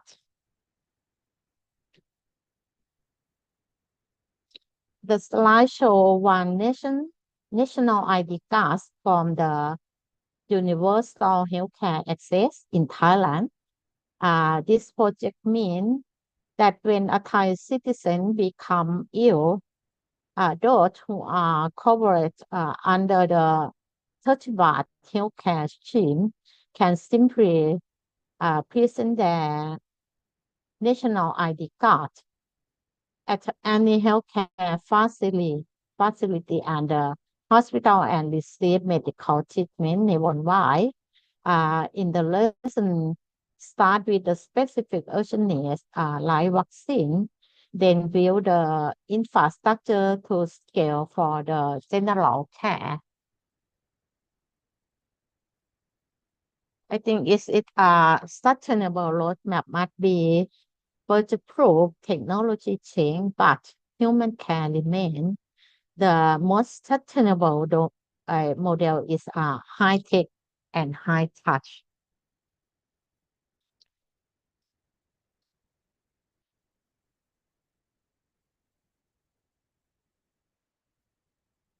Thai care study. I would like to share the smart volunteer, village health volunteer. In Thailand, our secret weapon to it's not just server, but the people. We have over 1 million village health volunteer, or in Thailand, OSM.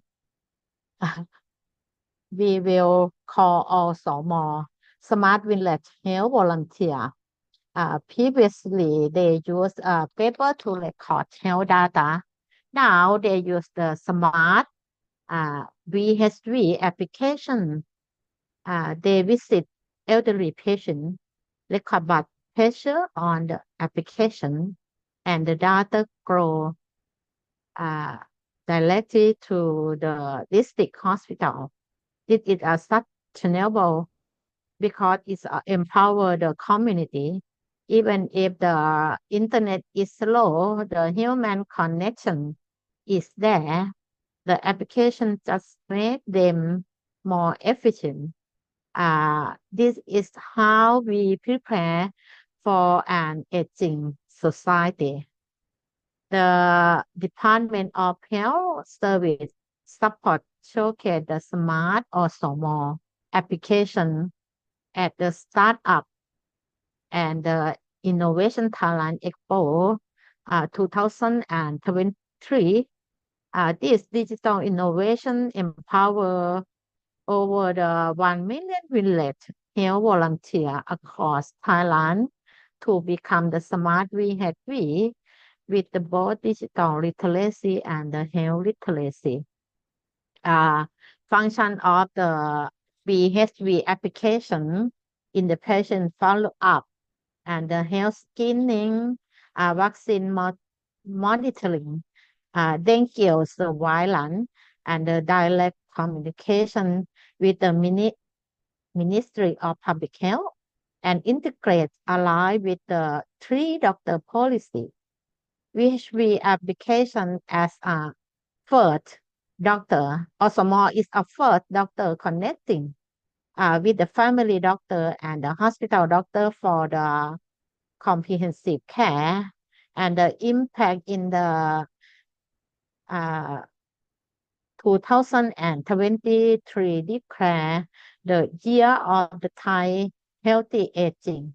VHV use the app to screen 6 to 7 million elderly citizens with a data share for disease prevention and health planning. The outcome of this VHV Smart or SOMO is ensures the collaboration between government and private sector and the community, driving the Thailand toward an innovation-based health system and the sustainable well-being. Okay, I think the roadmap activity in the active section, Now I want to leave you with the framework for your final project. When you design your roadmap, ask these 3 questions. Sustainability. That is save money. The application and the KPI, when you choose, you answer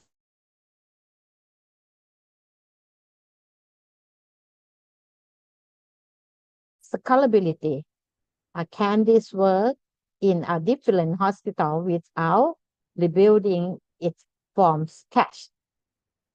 And humanity, that it make life easier for the nurse and the patient. If you can answer yes to all 3, you have built a sustainable roadmap.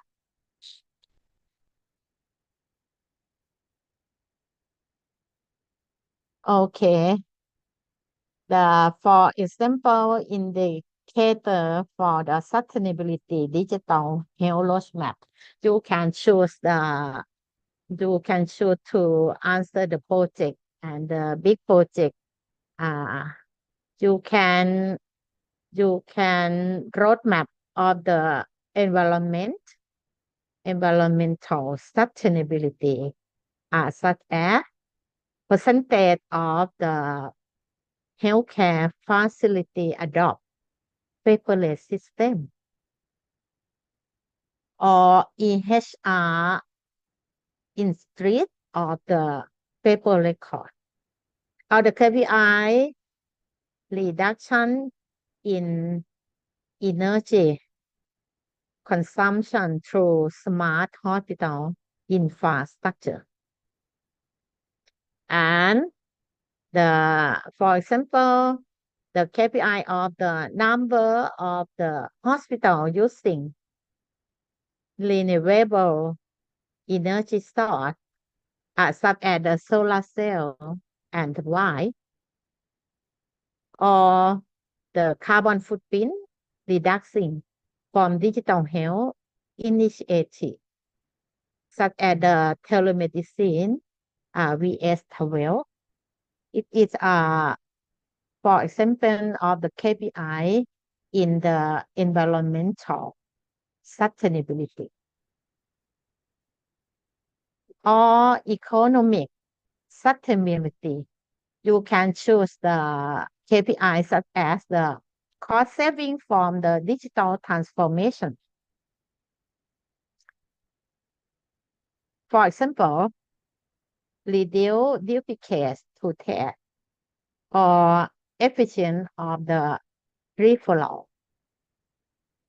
The percentage of the healthcare budgets allocated to digital health innovation, or the KPI of the ROI. ROI is mean return on investment of the digital health project over 5 years. It is for example, or the number of the public-private partnership support digital health infrastructure. It is economic sustainability. You can choose. And the social sustainability. For example, the KPI, you choose a percentage of citizens with the equitable access to digital health service, such as the urban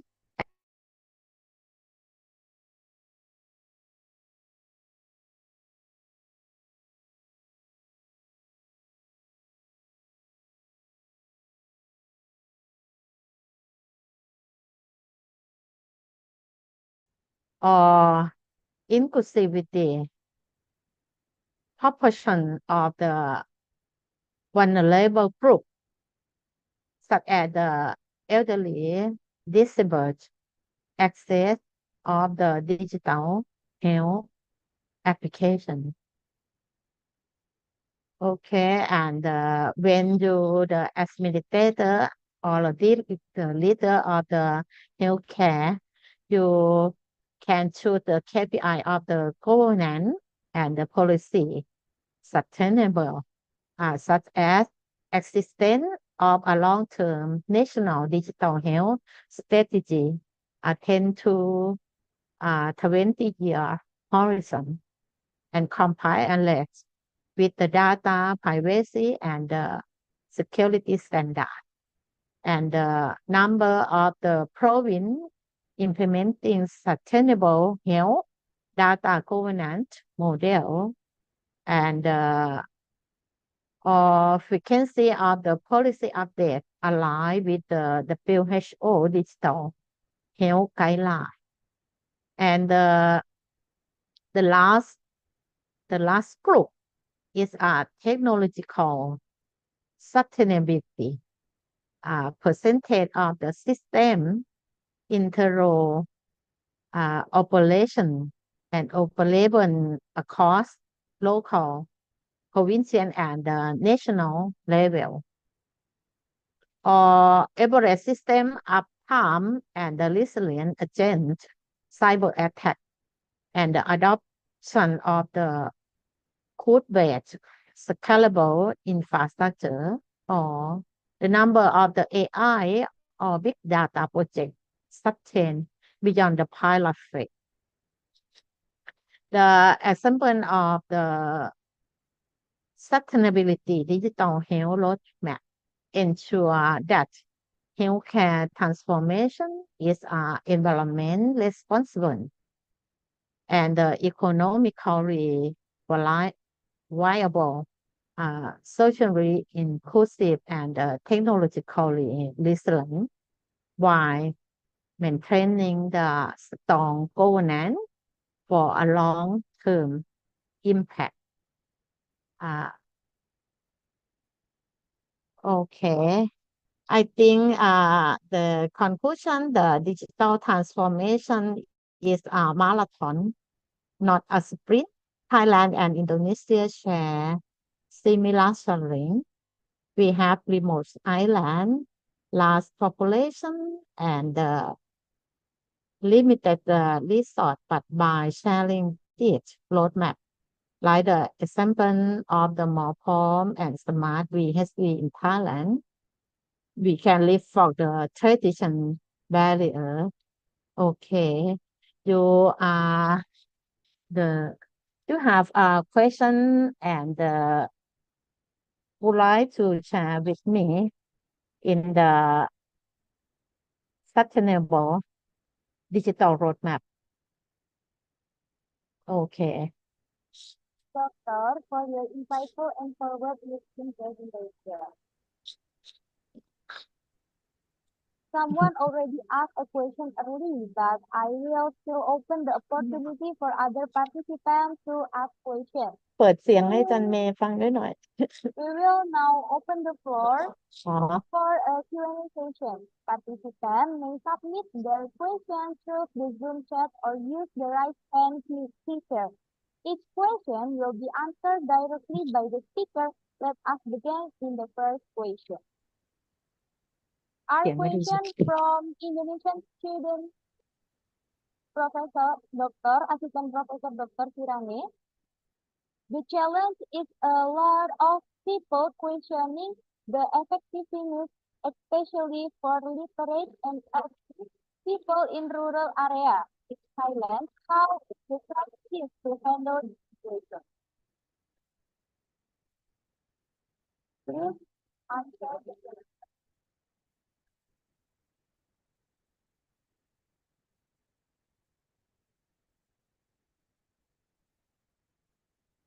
Hello, madam. Can you hear me?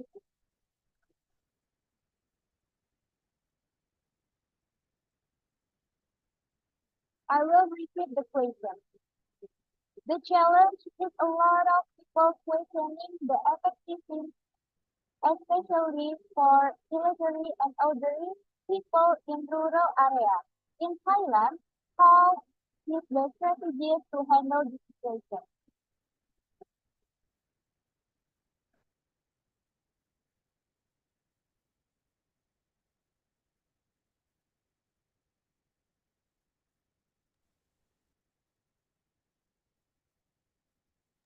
Hello from Thailand.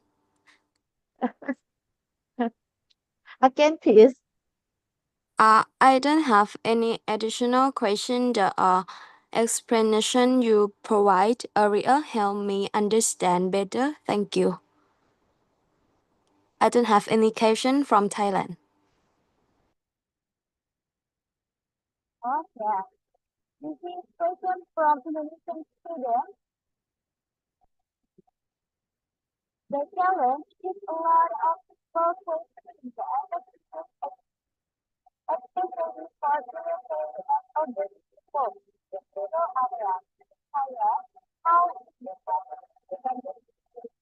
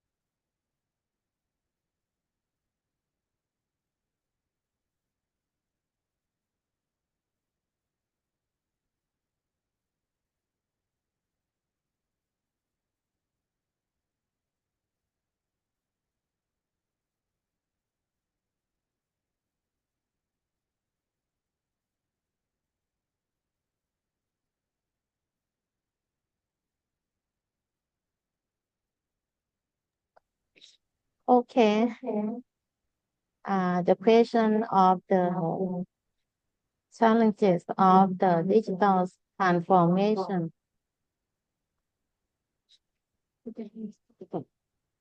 The challenges of the digital transformation is a lot of people questioning the effectiveness, especially for the illiterate and elderly people in rural area in Thailand. How is the strategy to handle this situation? Oh, okay.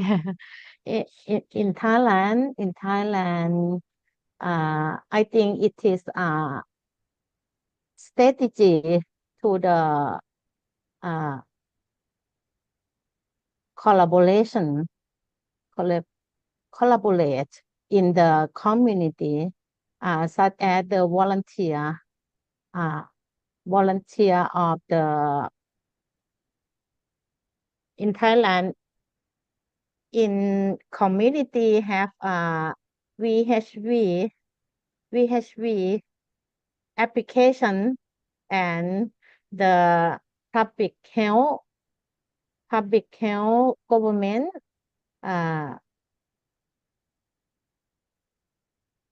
is support the community to provide the elderly and the unit on the village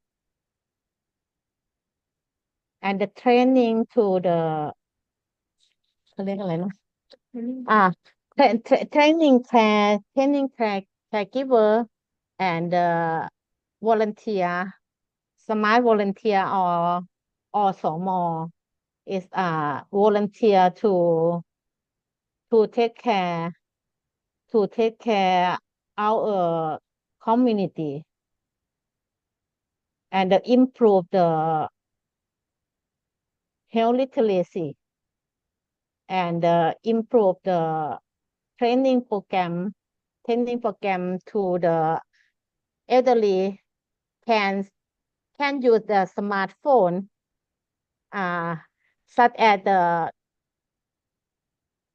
counseling and the coach one by one the elderly to the use the application.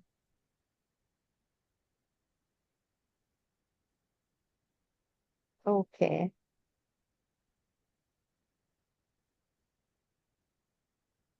$32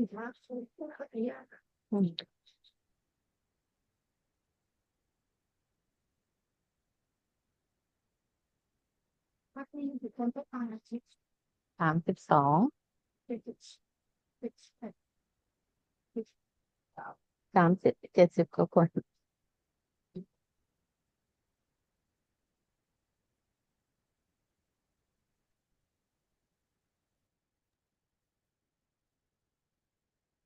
โน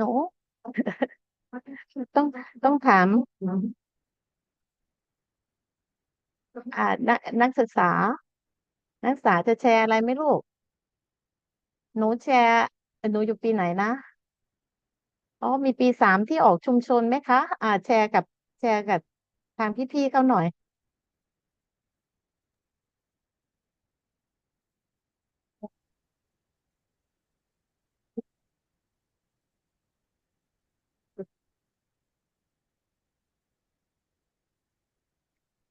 อาจารย์เมย์มาแชร์สูงอายุให้พี่หน่อยไอ้ตัวที่เรามีหลักสูตรมีอะไรเนี่ย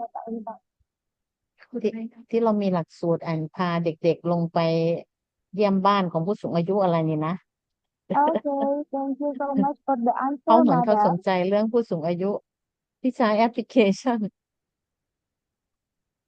มีไหม Hello.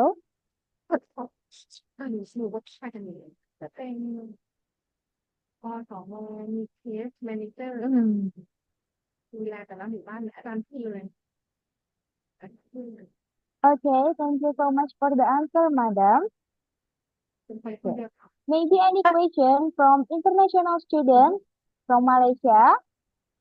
Any okay question? From Pakistan, any question?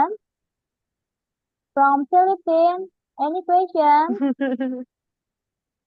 From Thailand, any question? Okay. you can share your opinion in the Malaysia, Philippines, or the Indonesia is digital health. Yeah. Okay. If you have opinion, you can open mic or you can submit in Zoom chat box. Oh, okay.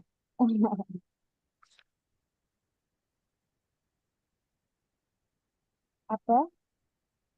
Okay. We don't have any question. Okay. Okay. It seems that my friends have made the explanation clear enough, madam. This concludes our final session for day 2 is synthesis learning into an actionable plan, defining the key pilot to scale strategies to scaling innovation, the future proof of health systems, the sustainable impact of remote treatment, 7-color life, traffic as innovation screening the NCD severity. The sustainable should be able to impact in local through the healthcare. Next is the presentation of the certificate. As our appreciation to assist Prof. Dr. Sirani Imnanhao at this inbound search force event. Please, Madam Holifa, give certificate and give appreciation.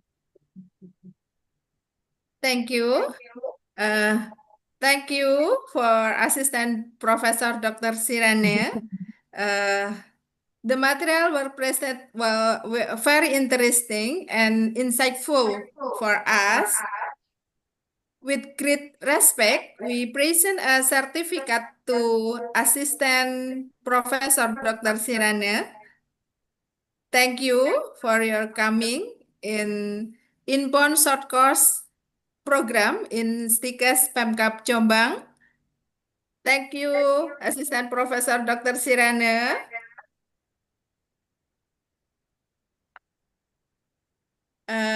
Oh, okay. Distinguished guests and the students. In conclusion, I'm truly delighted to have such a warm and supportive the network, the academic collaboration we share will enable both the institution to advance in the scholarship, professional development, and foster strong relationship. I still remember the warm welcome extended by the dean and the leadership team during my previous visit to Indonesia. In the future, we sincere to hope you to welcome to our college.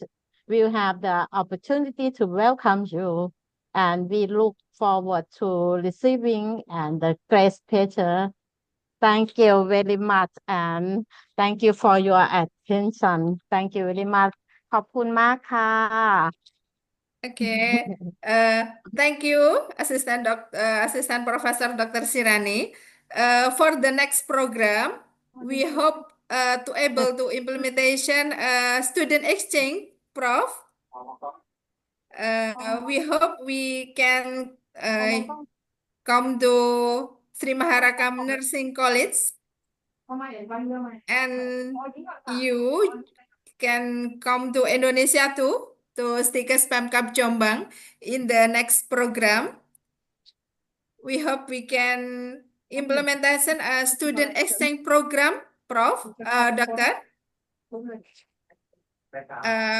We still arrange program in the next to exchange student, and we will continue to arrange document for memorandum of agreement between Stikes Pemkab Jombang and Sri Maharakam Nursing College. I will to email for you about a document of MOA. Oh, okay. Okay, thank you. Thank you. Thank you very much.โอเคค่ะ ขอบคุณค่ะ Thank you. We Okay. will take Thank you very much, Assistant Professor Dr. Sirani Imnanhao, for sharing so much knowledge and insight with us. We hope it will beneficial for all of us. Our discussion with three amazing speakers of day 2 is enough. May we all gain valuable insight that will be beneficial in the future. I am Mayang Ahda Fitriana, your moderator, signing off. Wassalamualaikum warahmatullahi wabarakatuh. I now return the session to the Master of Ceremony.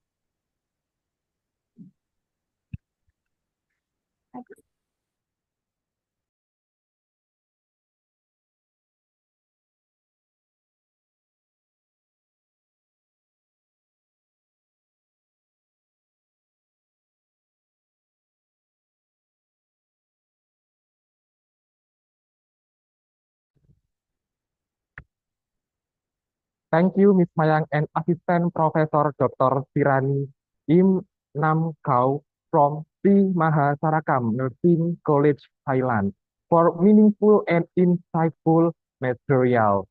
Ladies and gentlemen, we have now reached the end of day 2 of the Inbound Short Course 2025.